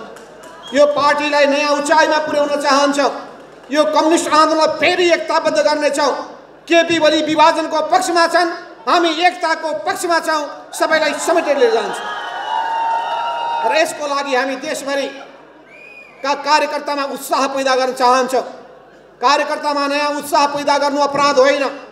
निराश भएका कार्यकर्तामा आशावाद जगाउने कुरा गलत होइन। कार्यकर्तालाई गतिशील बनाउने कुरा अपराध होइन। कार्यकर्ता गतिशील भयो भने, उत्साहित भयो भने अनि पार्टीमा जीवन आउँछ, ऊर्जा आउँछ र जीवन र ऊर्जा भएको पार्टीले नै जनताको मन र विश्वास जित्न सक्दछ। त्यसो हुनाले पनि अहिले हामीले राष्ट्रिय कार्यकर्ता भेला गरेका थियौँ। तपाईँलाई थाहा छ त्यो भेलामा झन्डै 5000 देशभरिबाट कार्यकर्ता आएका थिए। केपी ओलीले के भन्ने गरेका थिए थाहा छ?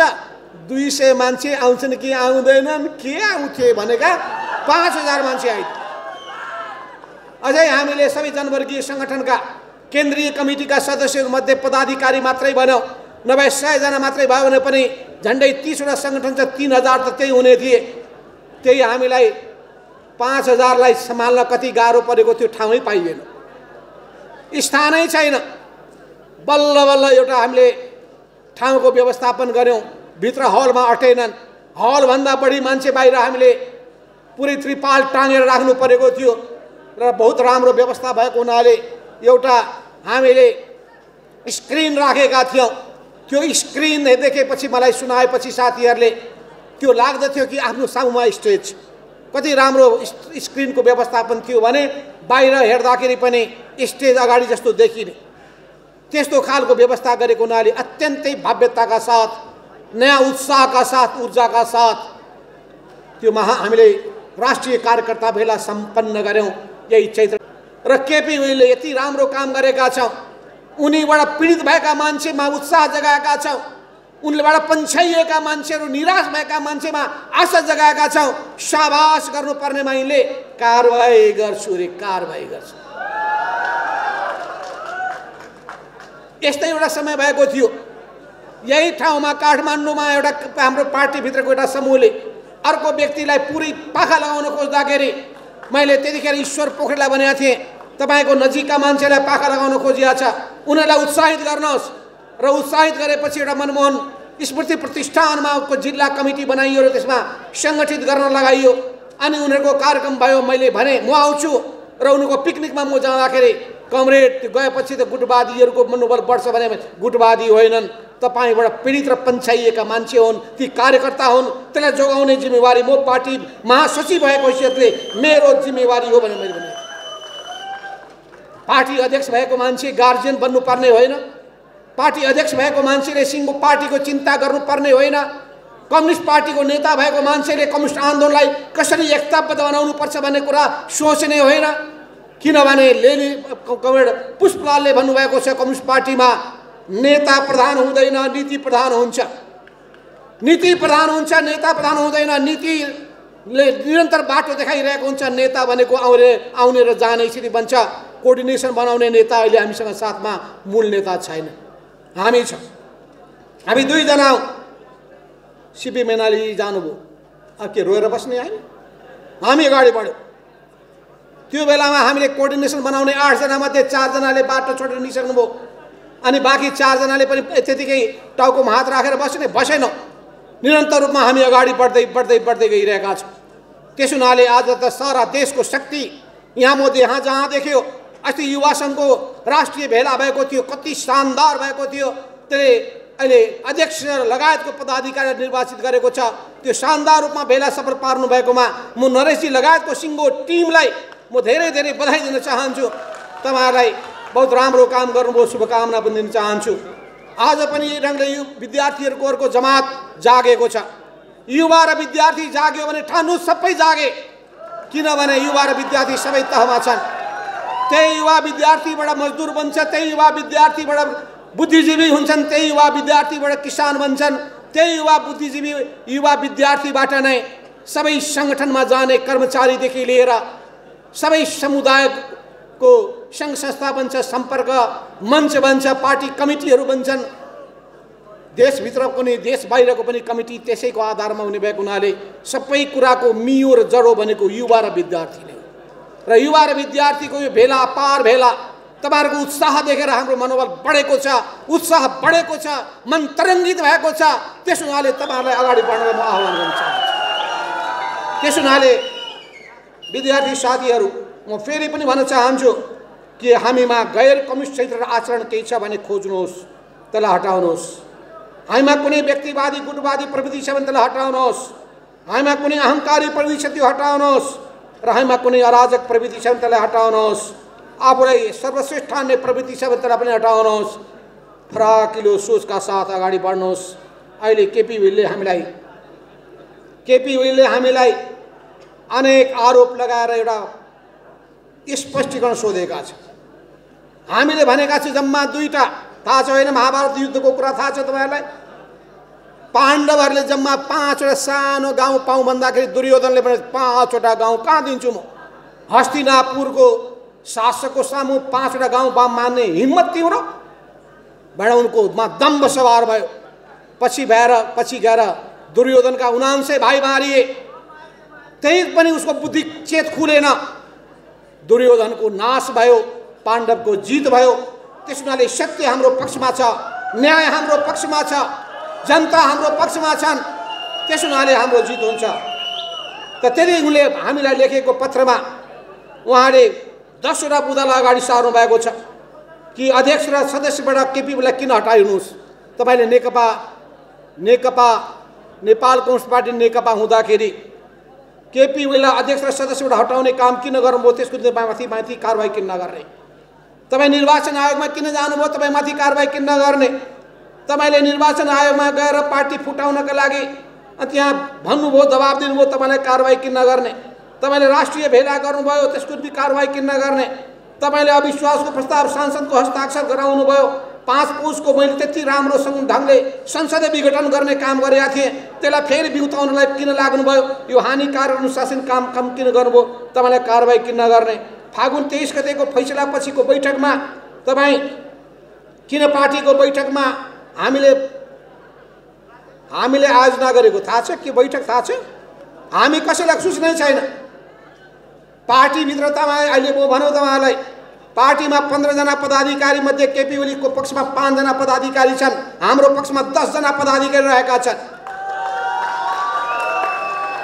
जसरी अनरासुमा 12 जना अध्यक्ष तपाईँहरूको पक्षमा, केपी ओलीतिर 6 जना, 12 6 18 दोब्बर हामीतिर छ।